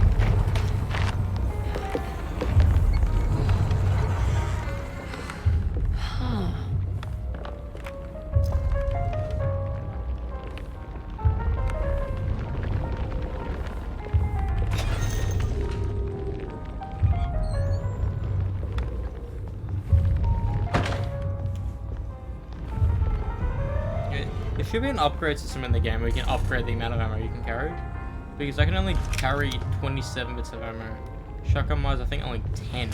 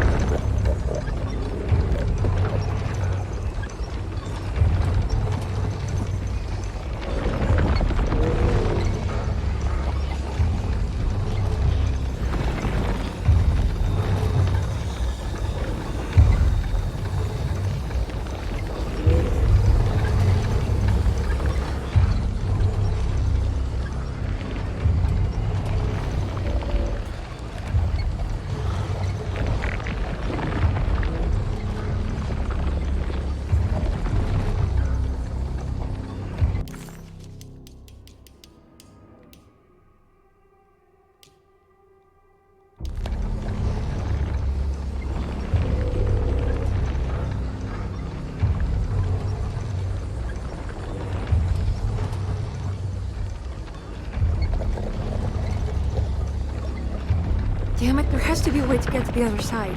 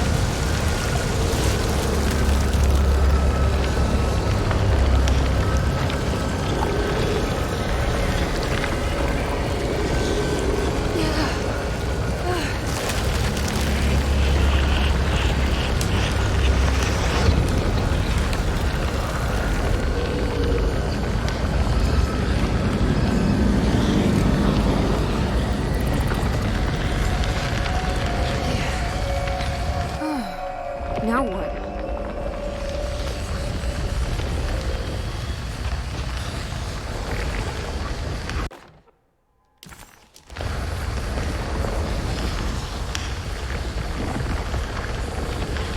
Just don't look down, Emily.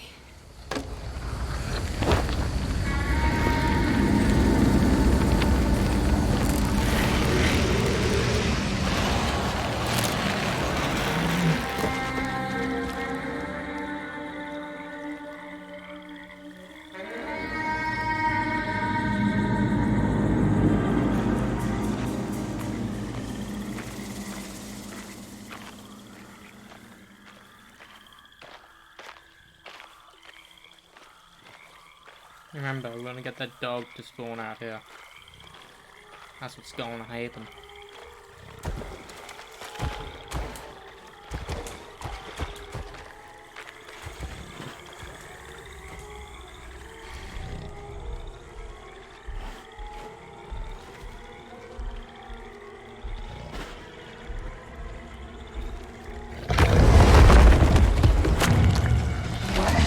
How is that?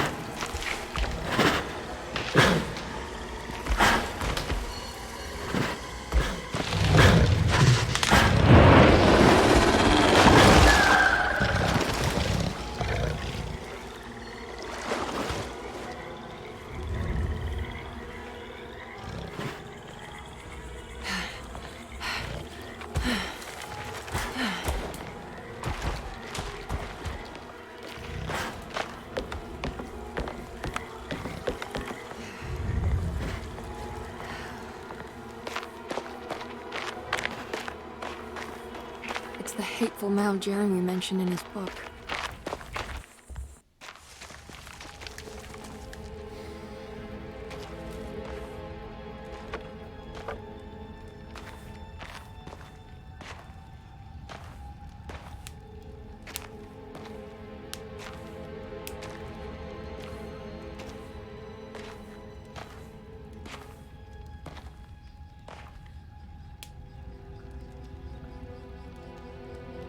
He's not there.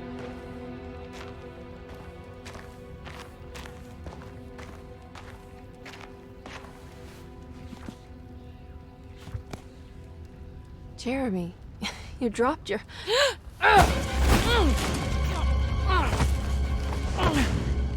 Mrs. Marcus? Get off of me! What are you doing here? Trying to find my uncle. Jeremy is your uncle? Could you please? Thank you. And it's Miss Hartwood. You don't remember me? I remember you, Mr. Bois. I met your brother Baptiste earlier. I suppose he hadn't found Jeremy either then. We spread out to find him. Can I have this? I'm trying to get to Tarawea. Fine, believe the rest. I just want Jeremy to come looking. We have to leave before it comes inside. What? Where? Come quick.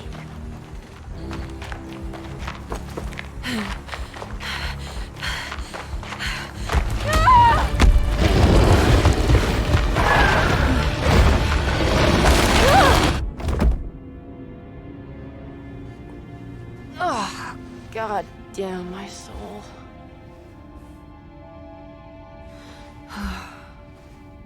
And that's the thing about it, is that why the fuck does every time... I'm back at Dorsetto. The dream of the grave under the cheniere suddenly vanished, and Emily found herself back at Dorsetto. Instead of Jeremy, she found Lottie, who, just like her brother Baptiste, reminded her of John, who died so bravely in the war. She pushed her painful memories out of her mind and returned to her investigation. She still needed to figure out what to do with the boiler.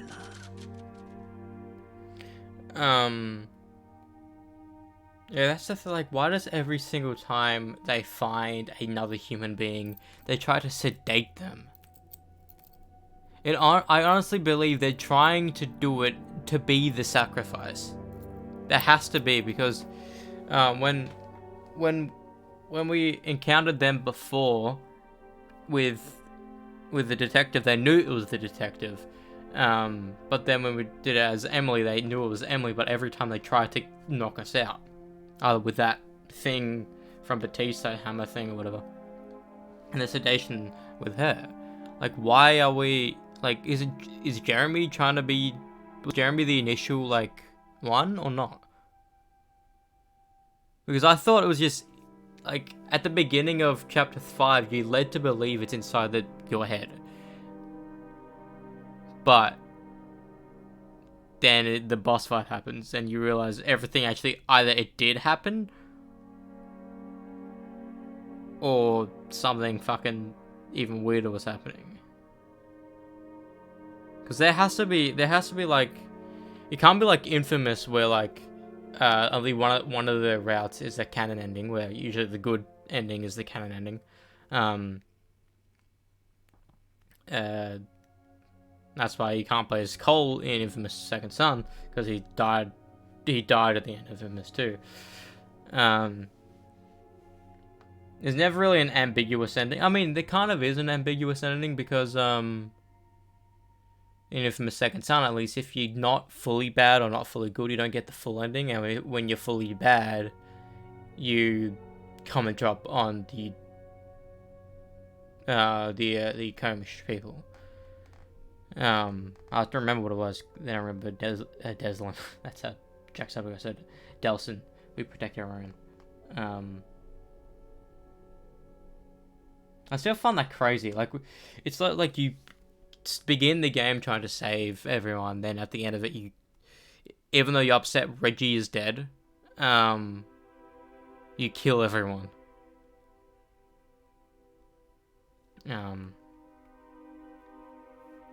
Which I find to be funny. Yeah.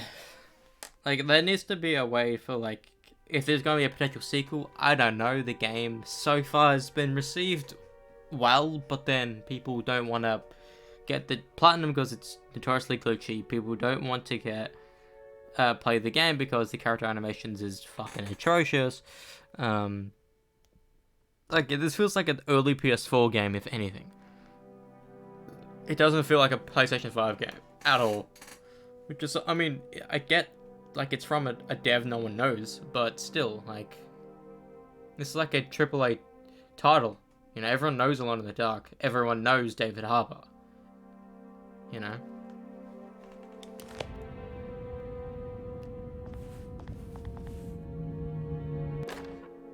That one, Reflections on the power of the word. Reflections on the Power of the Verb in Certain Texts by Juan Luis Jorge.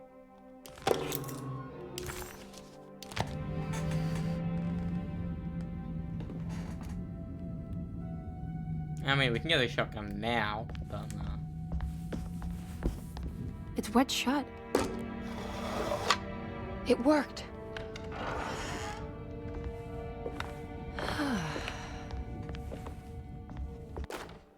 The Barlow lens. The Barlow lens.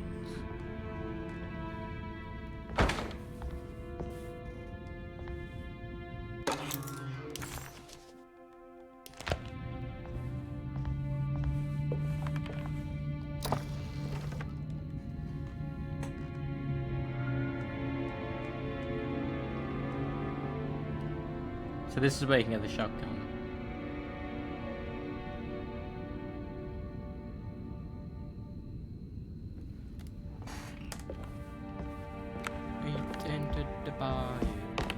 I don't have everything I need.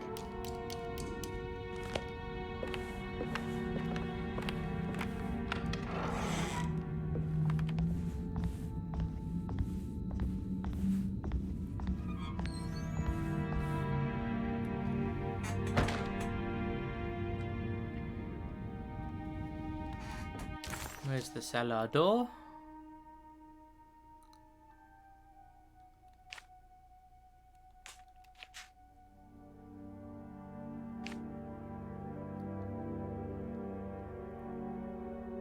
Where is the cellar door?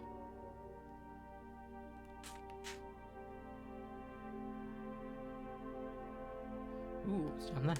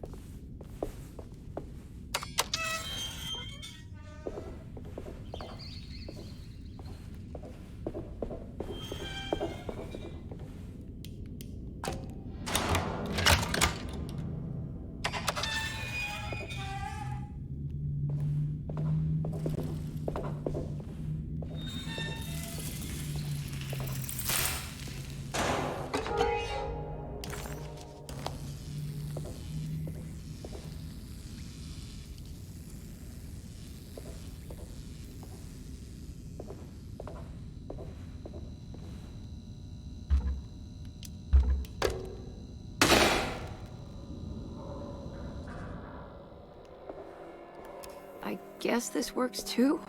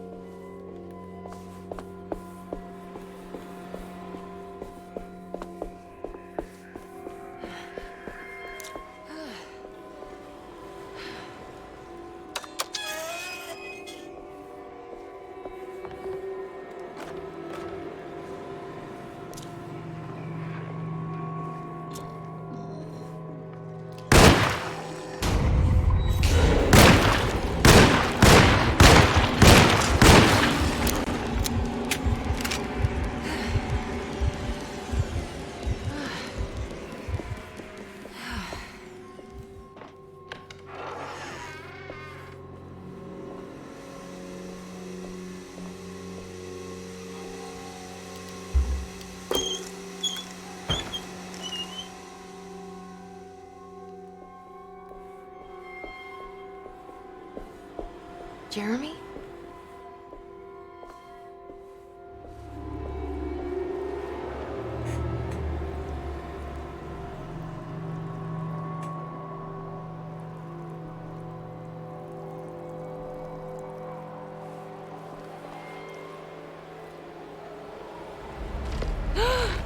What the hell is that?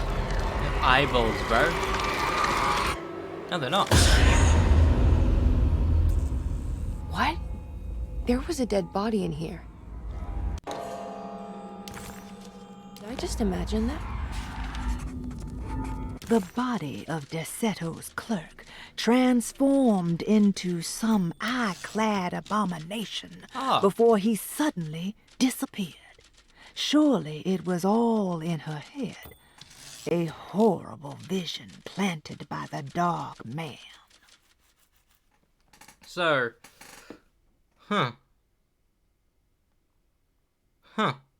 That was Tom Waits. That's Yuri Lorenthal's character. I'm surprised Yuri Lorenthal doesn't have a more prominent role because he's a famous voice actor. Sure, he played Sasuke, but he's ultra famous now for being Spider-Man in the 378 games, plus in the Avengers game, he voiced Spider-Man in some other.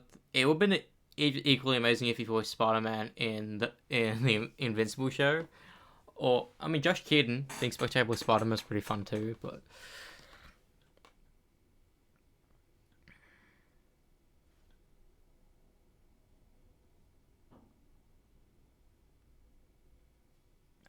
fuck me. Fucking back pimples, bro. It's annoying. I don't know if it's because I need to wash my hair more, but... Or if it's because my hair gets oily quickly.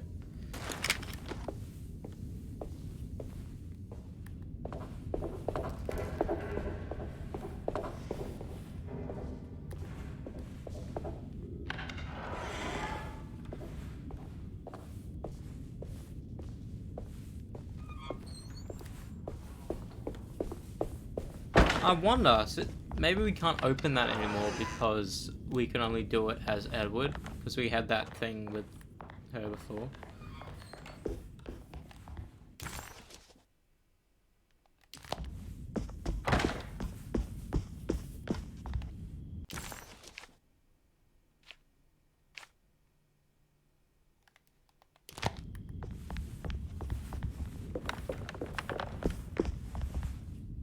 It's wet shut.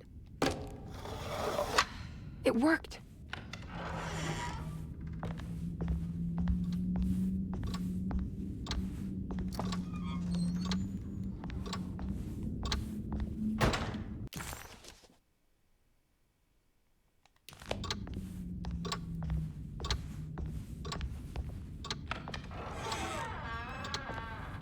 Oh.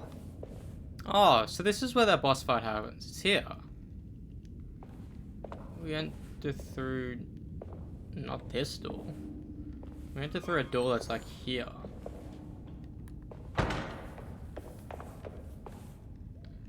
Oh, that's the attic.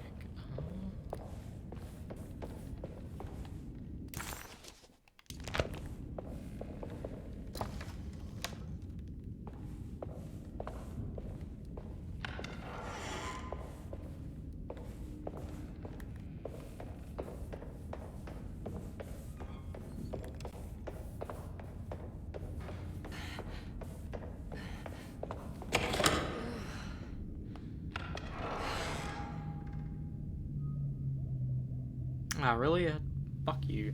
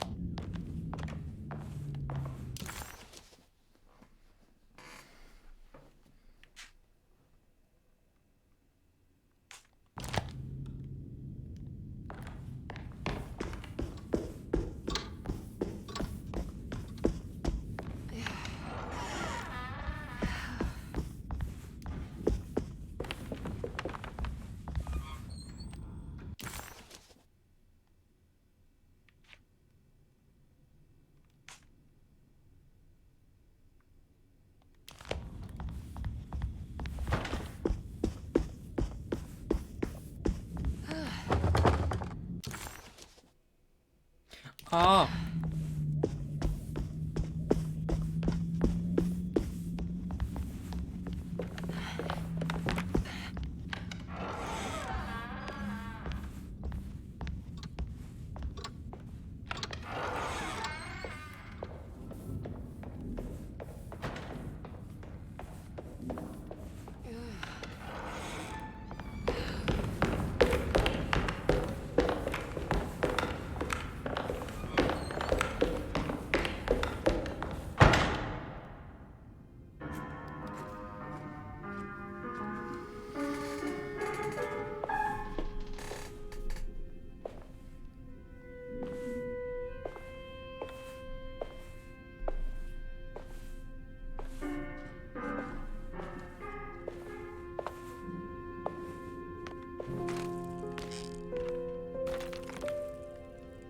Do you teach piano as well?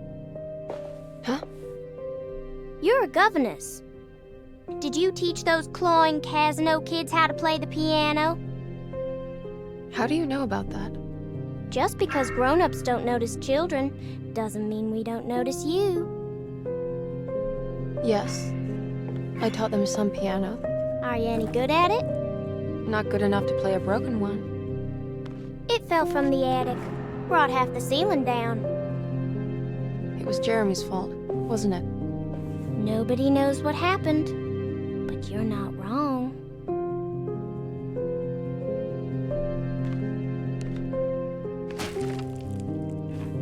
Me, that was half a high.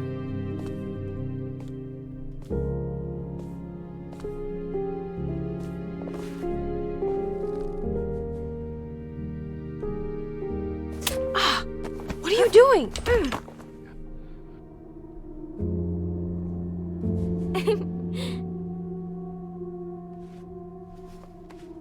I'm gonna go now. See you around.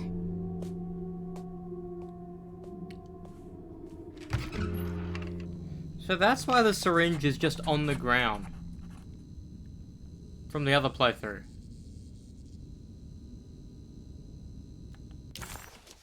The prick of the syringe hadn't hurt as much as the humiliation of being played by that child. Emily just couldn't make any sense of her behavior. Grace seemed amused, but not mocking. Was this just her being playful? As her feelings subsided, a second thought appeared. She wouldn't have injected her with something, would she?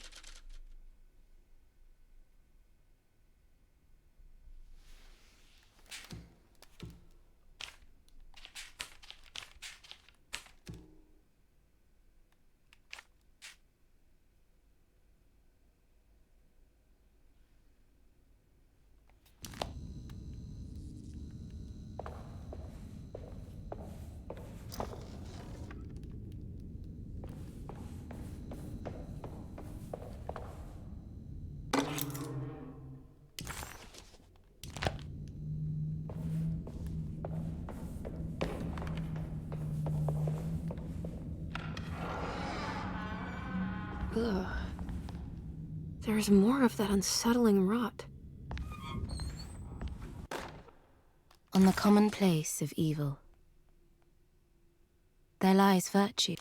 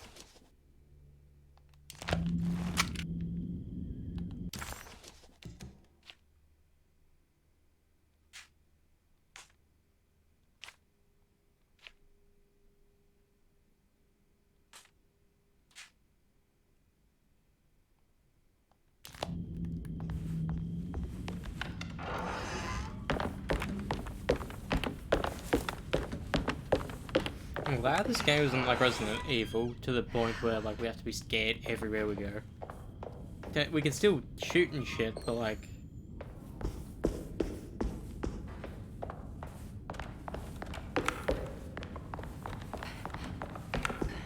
I feel like this game should be split into more chapters. And chapter 2 and fucking 4 are massive.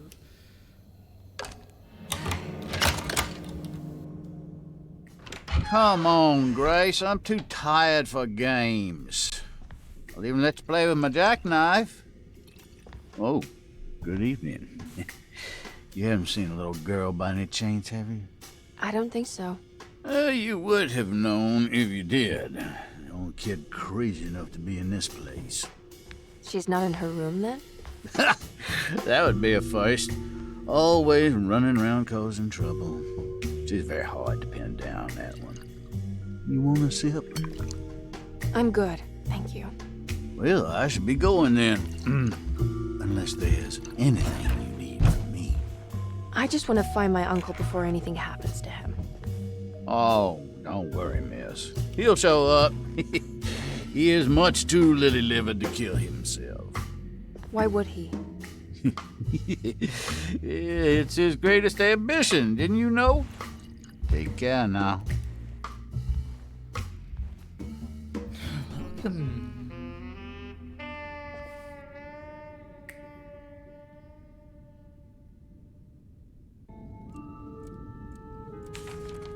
McCarthy moseyed off to continue his search for the little girl. Emily had meant to ask why he was looking for her, but decided against it, fearing that it would just prolong an already awkward scene. Anything that Brennan can think of can be found.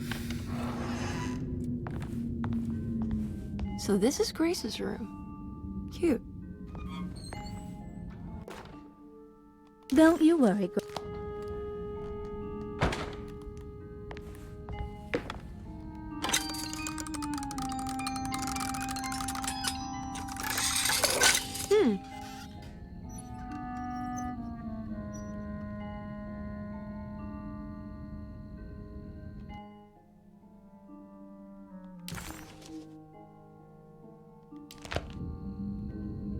Later on in the game when we come back in here, it says it's like a bullet or something. I need to remember that.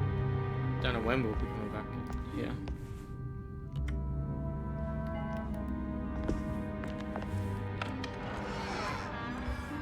I saw Cassandra in here, Grace in here with girl, with guy.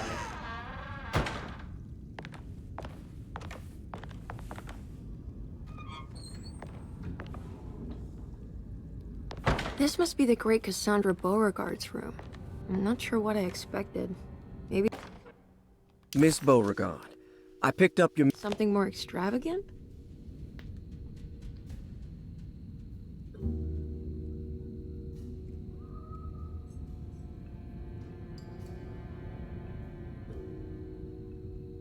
Ah, almost done.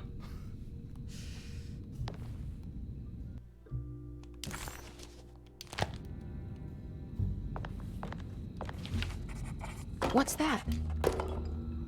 What's new, Scooby-Doo? We're coming after you. You're gonna solve that mystery. Come on, Scooby-Doo.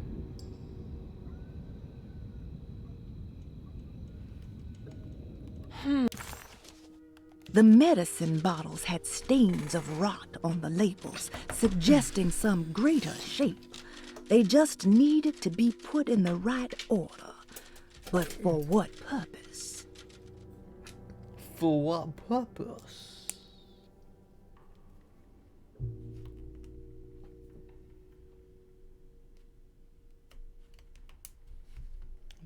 Is she still alive? I don't know.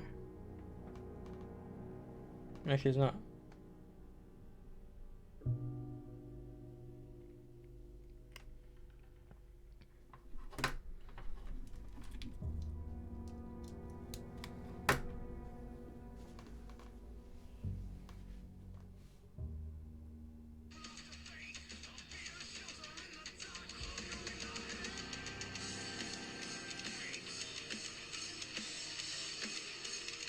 need to play this song live, bro. It's one of my favorite songs of the album. Very vengeance thoughts become mine.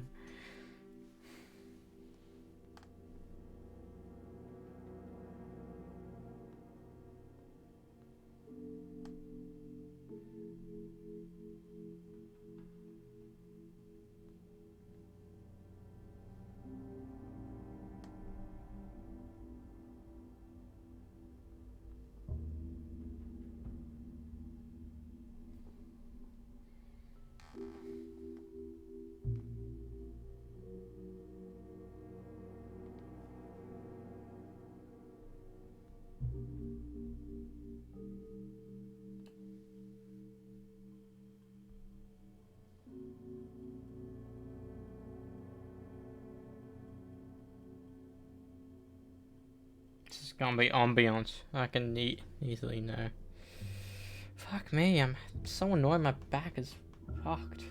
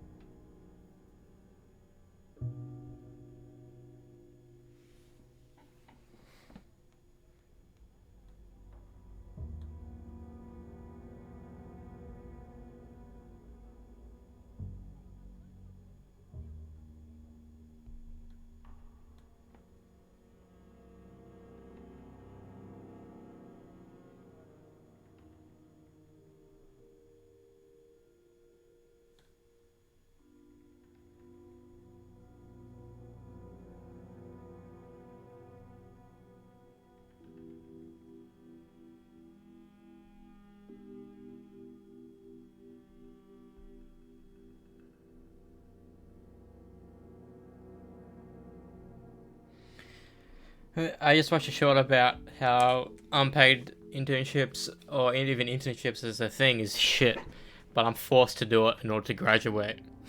I'm forced to do an internship because you don't get paid. Some placements you do, but you actively have to shift through every single one because you're volunteering your time to help. But like, mate, I spend how much money to do uni, to work, but I'm not getting paid to work. Seems redundant.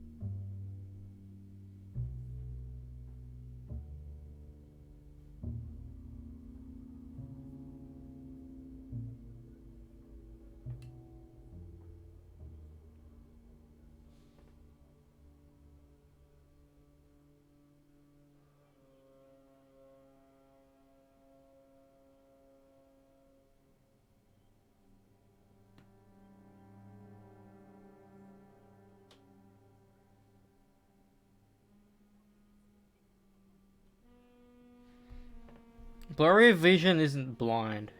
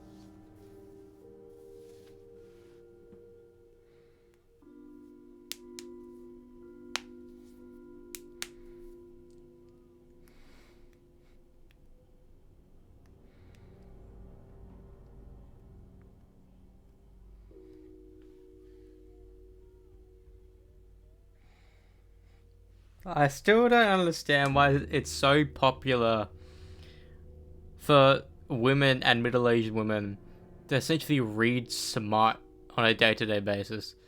Like, A Court of Thorns or Roses, whatever the fuck that book is. It's a popular book. Then when us men try to read it, we find out it's just word porn for the imagination. And I'm like, girls read this on fucking public transport. This is like anyone pooping out their fucking phone and fucking 4K vision and audio go on blast, bro. It's fucking weird. Like, every time I see this book, anyone reading it, like, my auntie came over nearly a month ago now. And, she was reading that. I'm like, what the fuck? You're reading smut? That's so weird. And apparently when girls see other girls reading it, they like give them a wink or something. Like, what the fuck? Bro, when we catch someone else watching pornography, we get creeped out. Like, what?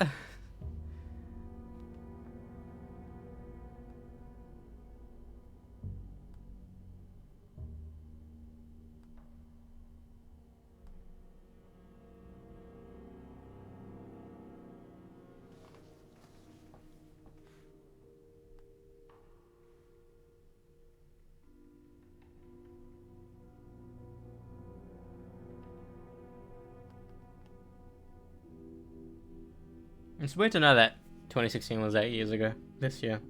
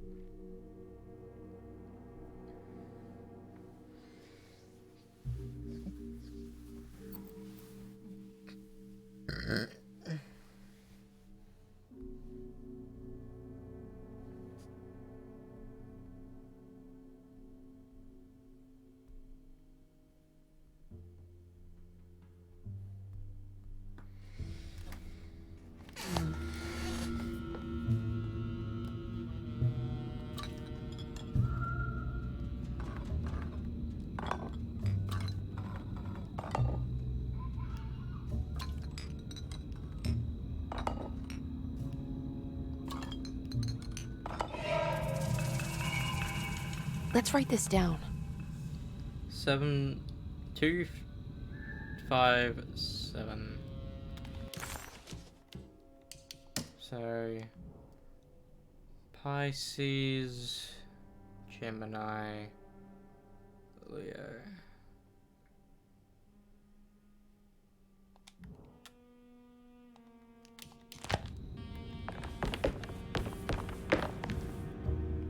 I think I've seen this somewhere.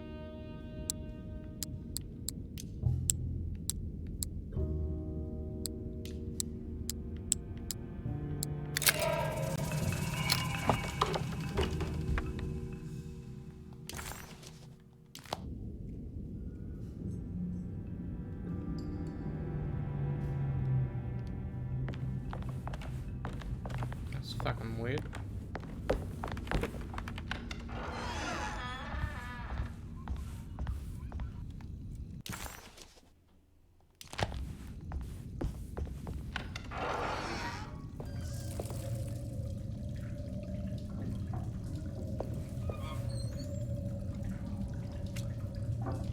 So we fall on here soon.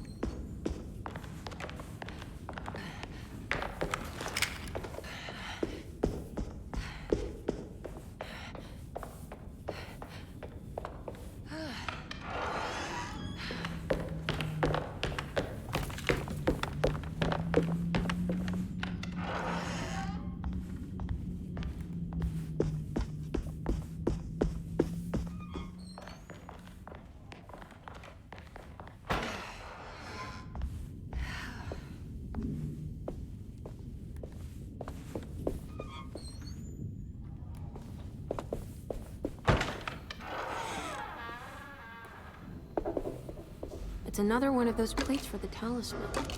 It's also broken and missing some pieces.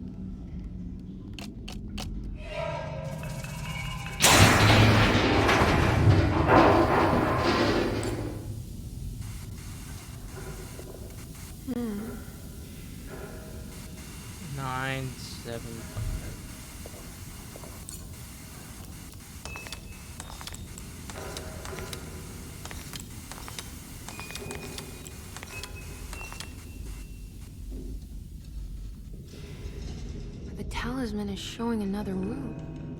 Something is open.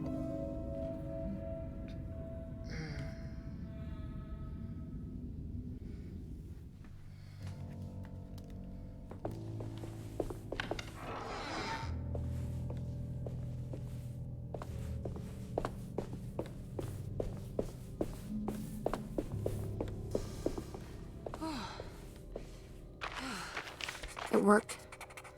I'm in another one of Jeremy's dreams. Emily stepped out into the humid night and found herself recognizing the Lafayette Cemetery.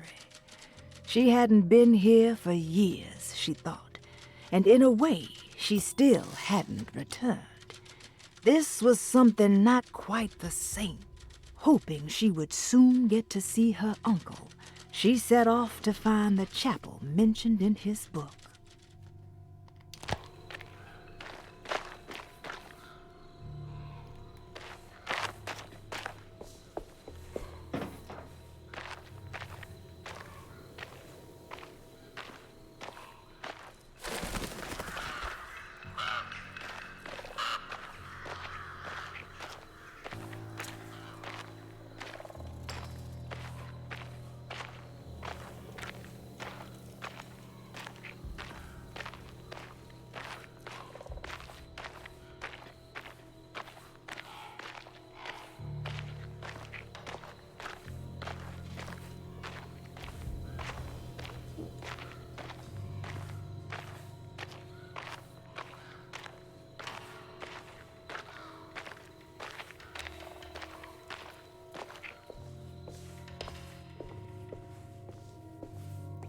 It's been a while since I visited the family tomb. I hope it's in a better state than the real world.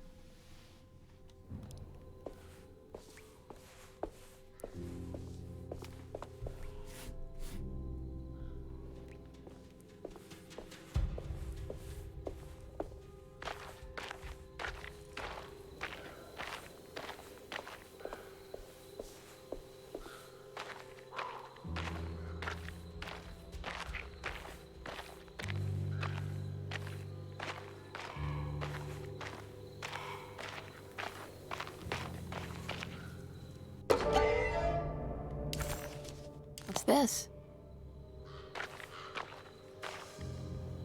What's that for?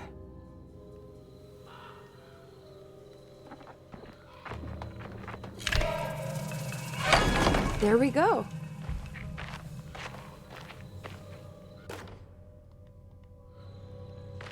Oh, I can't pick it up.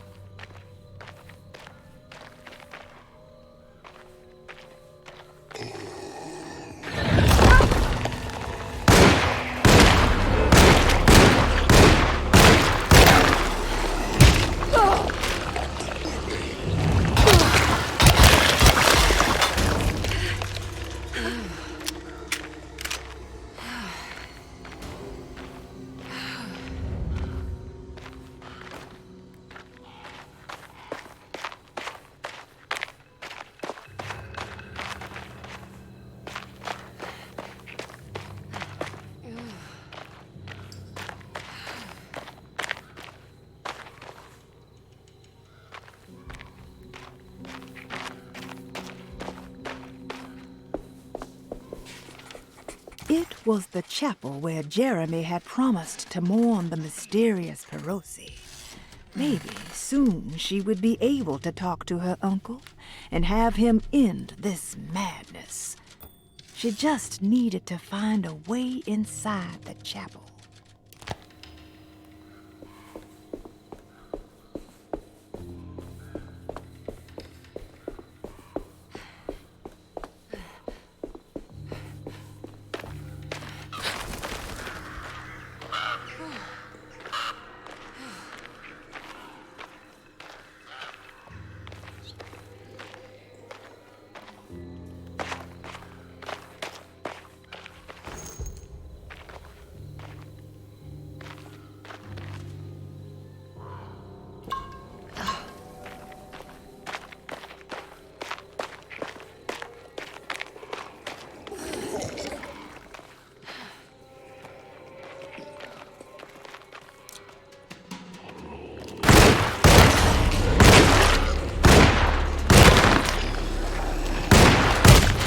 Holy shit, you fucking charged at me.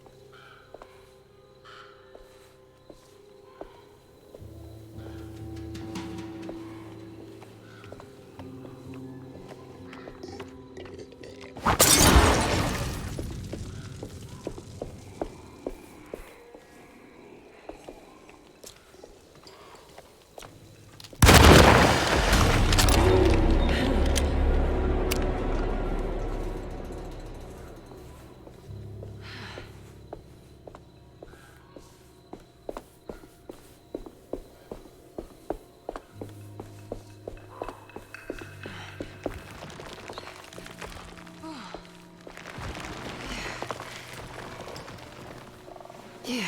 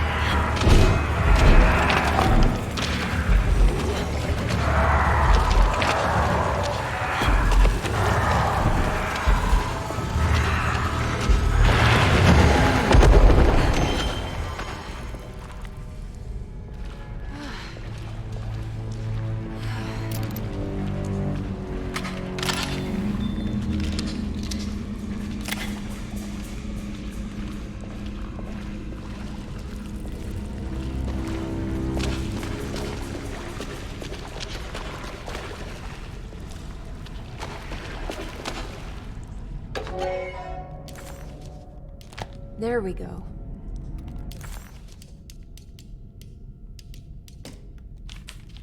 What is it? Okay.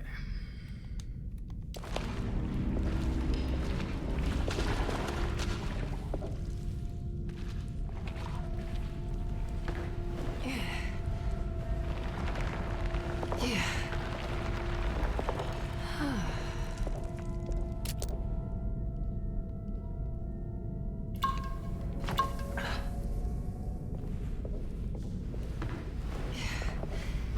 Sometimes you can't avoid getting hit, which is kind of annoying in this game.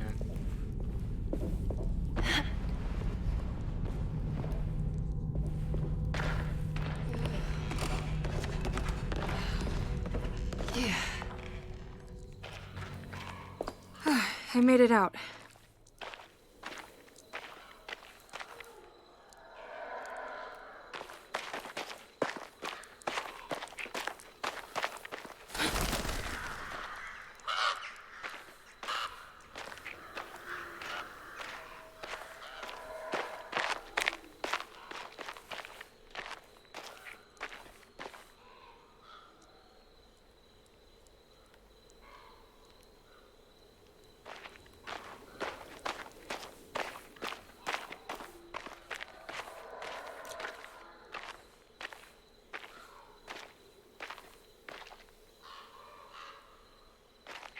Oh, God.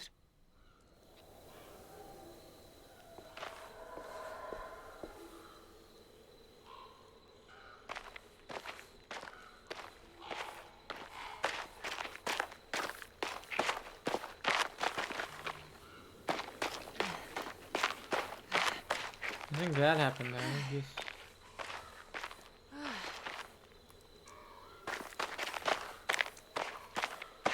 Right, goes down.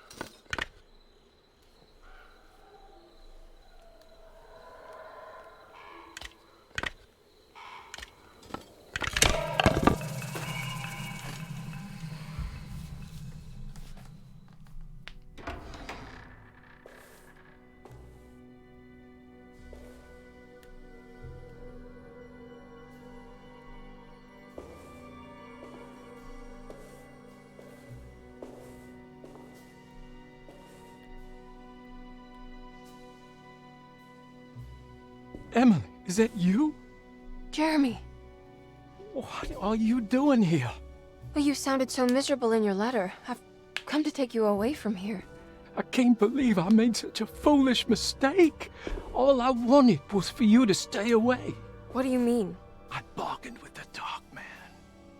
A pact to keep New Orleans safe with my own life as tribute. The Dark Man isn't real, Jeremy. There is nothing he can do to hurt you. How do you think any of this is happening? How do you still not trust my words? Fine. Then let me help. Don't be foolish. He will bury you next to me in his sunken temple for an eternity. I don't care. I'll find a way. I have my own talisman, and I know about Tarawea. Oh, wait, don't speak.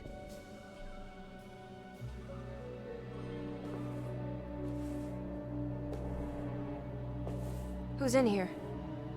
Show yourself. You know who, Emily.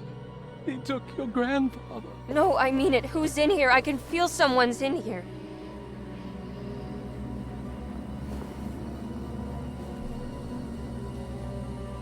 Emily!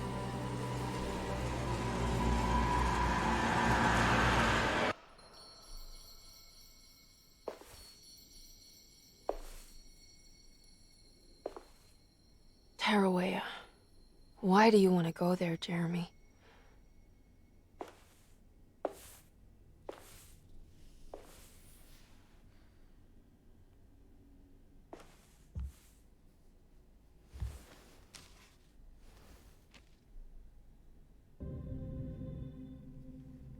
I've seen so many strange...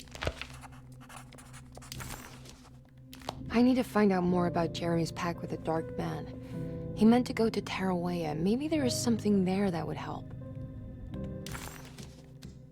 Despite suffering the Heartwood curse herself, Emily never thought she would be seeing the Dark Man manifested in front of her eyes.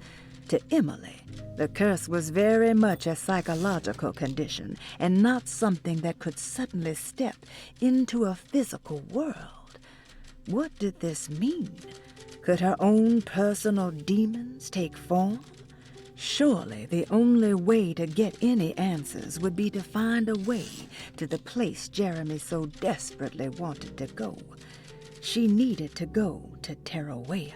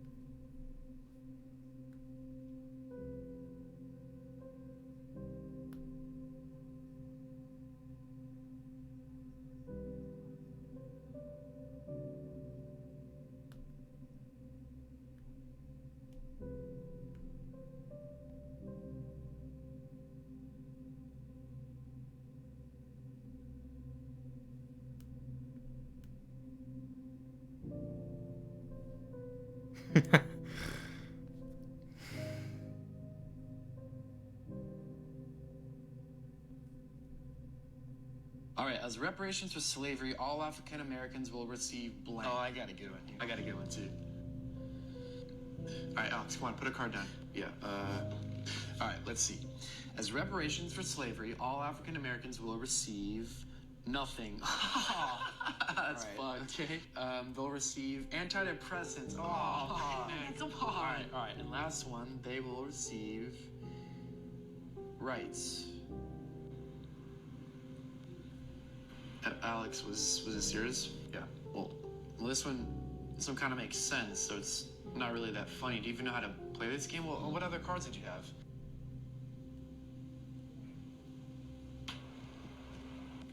Nothing. All right, as...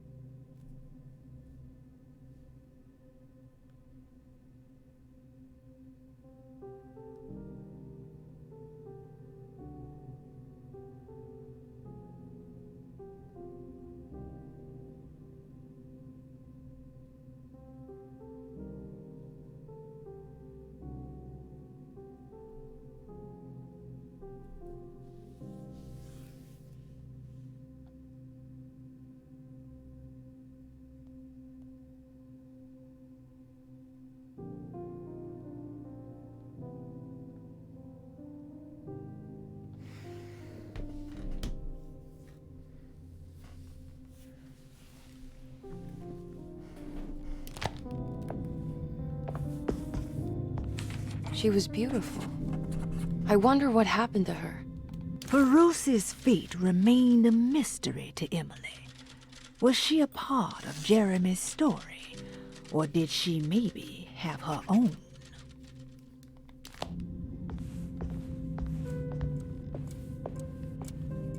The Astarte Artist Colony. I'm pretty sure they had a Mardi Gras crew called the Pirates of Pontchartrain when I was a child.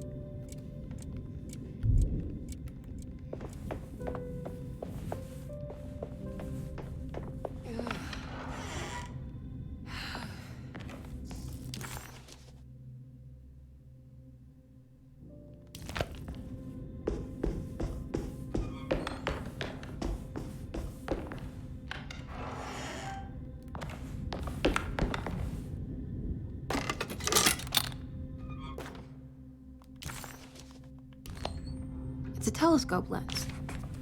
Well, why would he lock it in here? Jeremy had found a way to enter Tarawea, but he wasn't allowed to go. He knew deep down that it was impossible for him to cross that threshold. Instead, he hoped that Perosi would go in his place and burn his library to the ground so he could start again. But she never got the chance. Perosi had her own problems, her own demons, and she died suddenly one day without warning. Holding the telescope lens in her hands, Emily suspected what it was, at least a part of the key to that paradise Jeremy so desperately wanted to see. Curious what she would find, she felt eager to put the lens to use.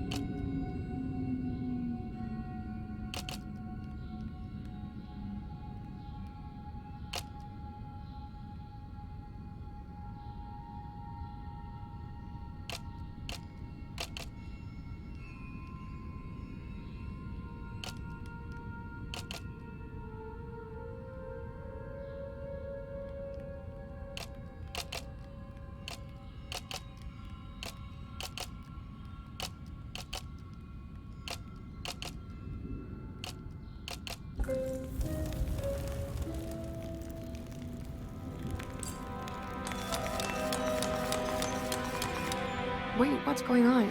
It's entering the numbers by itself? Okay, great. So where is that? Dining hall, bro.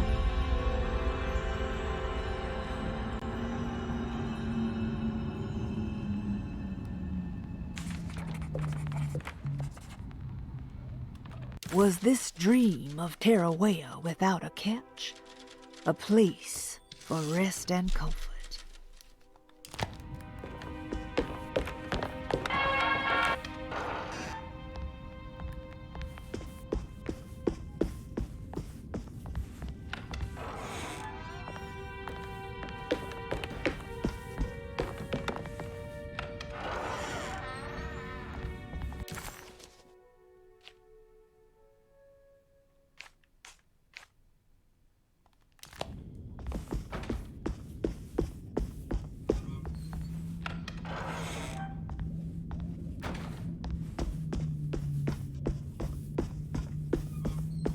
Ah, here we go.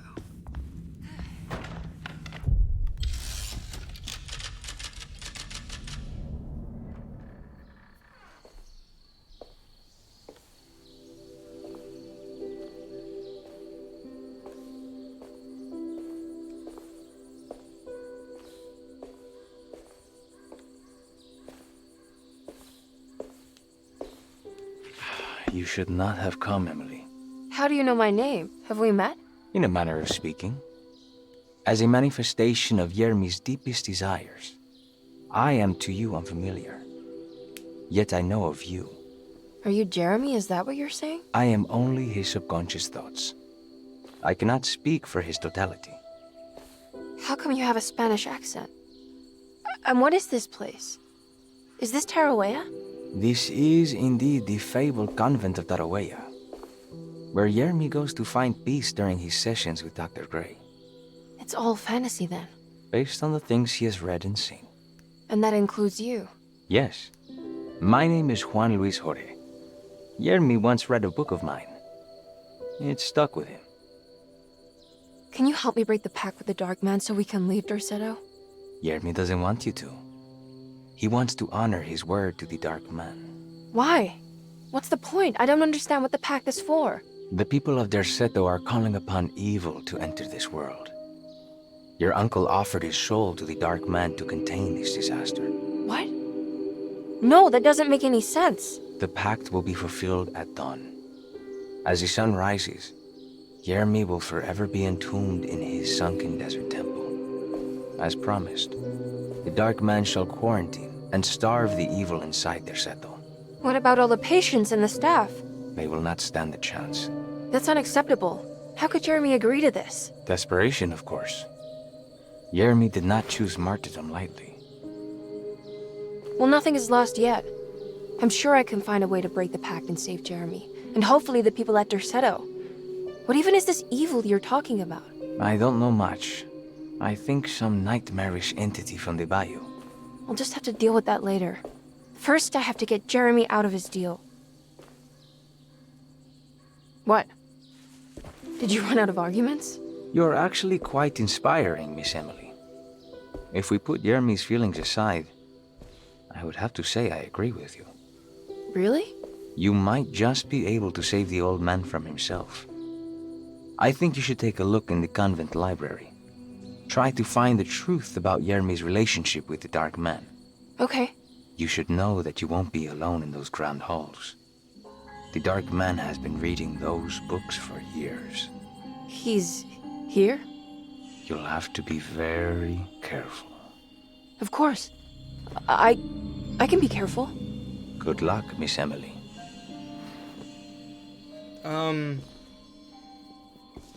So...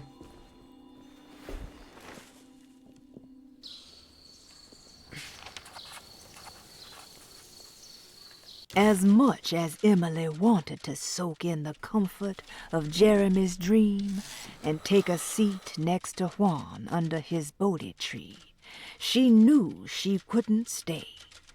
She had to visit the library and find information about Jeremy and his first meeting with the Dark Man.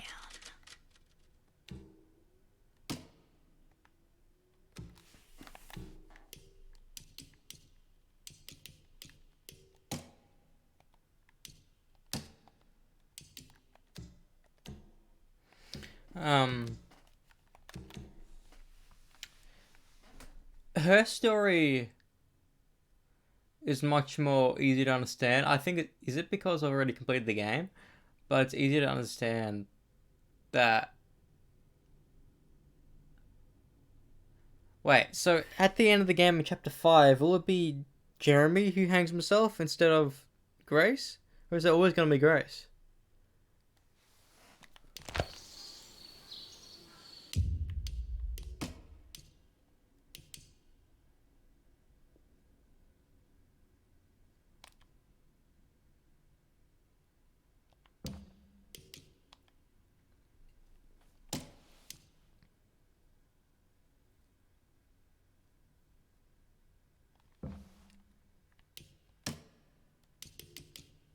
Damn. Look, 550, 314. So much quicker. But I'm gonna have to break it down to 3 hours somehow. Damn.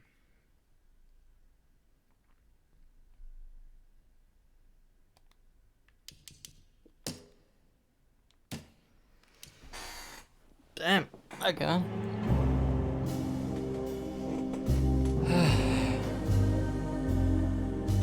Because chapter 1 is like, once you have completed the game, is so fucking easy to do. Just bang, bang, bang, done. But what's weird is that when you play it for the first time, you think every chapter will be that long, but chapter 2 is like 3 times as long. You know? Because that chapter 2 should have been 2 chapters, and chapter 4 should have been 2 chapters. That's what I believe. It just should have been like that. But yeah, we're done. We didn't get any trophies tonight, which is unfortunate, but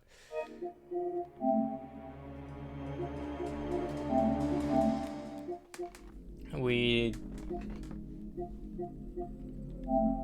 still getting collectibles. What's so weird is that after this, there's a chance that fucking less than 2 streams will be, because it's we can do 2 in 1 basically. It's completing the game within 3 hours and completing the game without healing.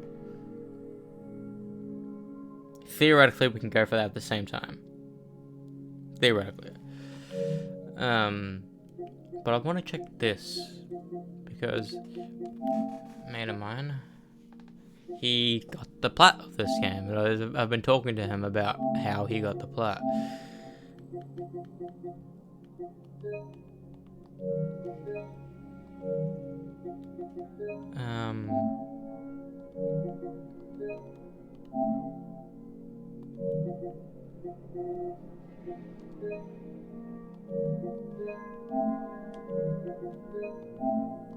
Press present.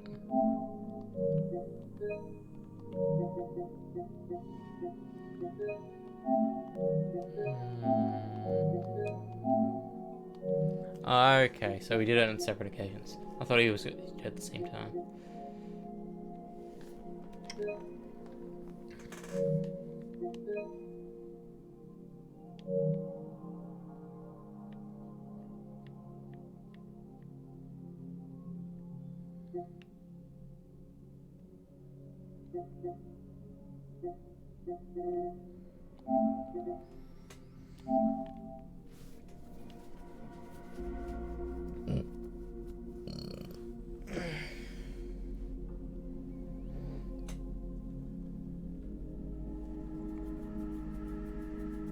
We're done.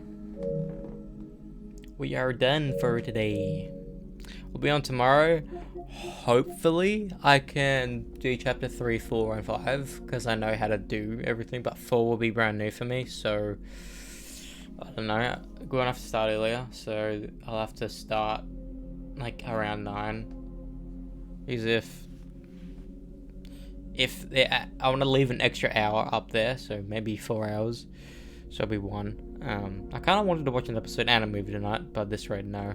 Tomorrow I'll have to.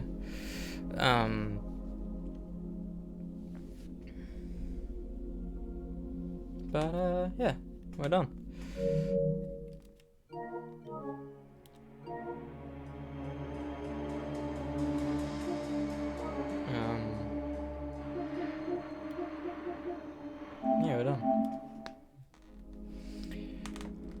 Hopefully it's not glitched, but I still can't believe this game is done. I played this game for like, how many days straight did I play it?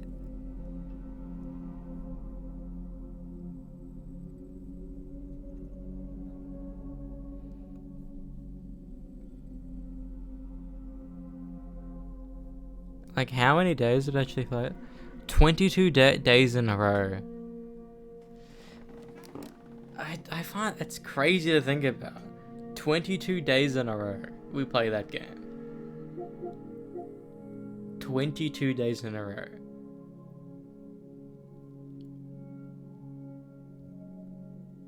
And on average, your streams are 3 hours long. Some of them are 4, some of them are 5, even some of them are 6.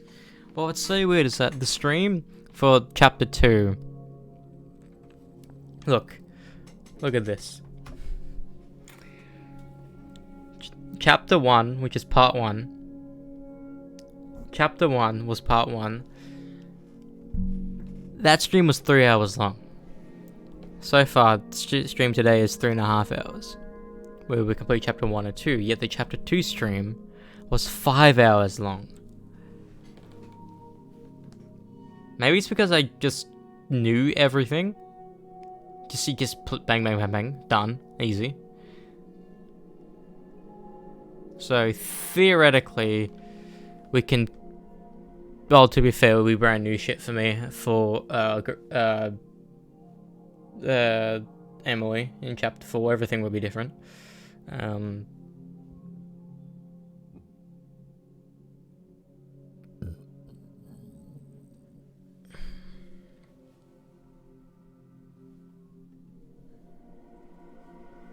Oh, maybe that's how we stop.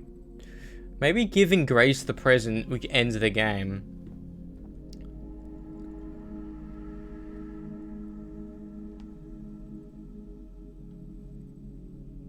Maybe that is, we give Grace the present which makes her reconsider her trying to be the martyr. And she just stops it and they just leave.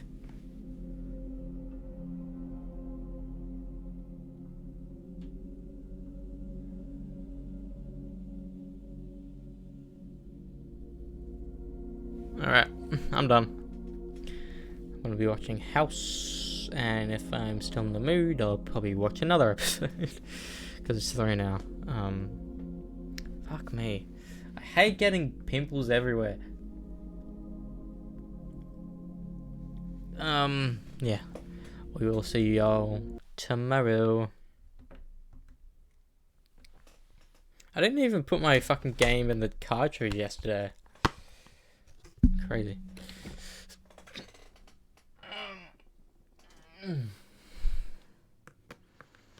And if I'm in the mood, we may or may not play on Saturday, but I might as well just take that day off. I don't know.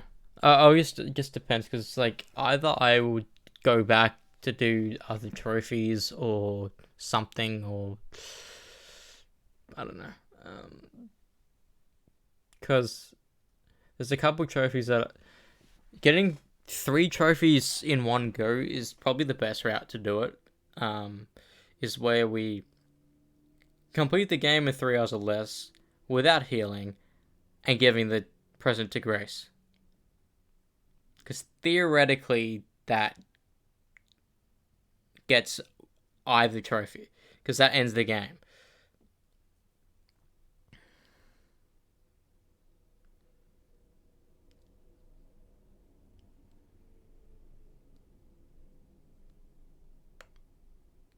But you give the present to Grace in chapter 4, which is confusing to me.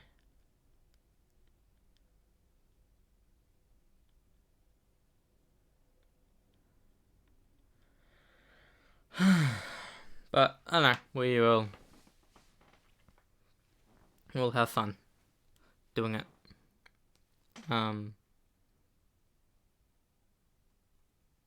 Yeah. See you later.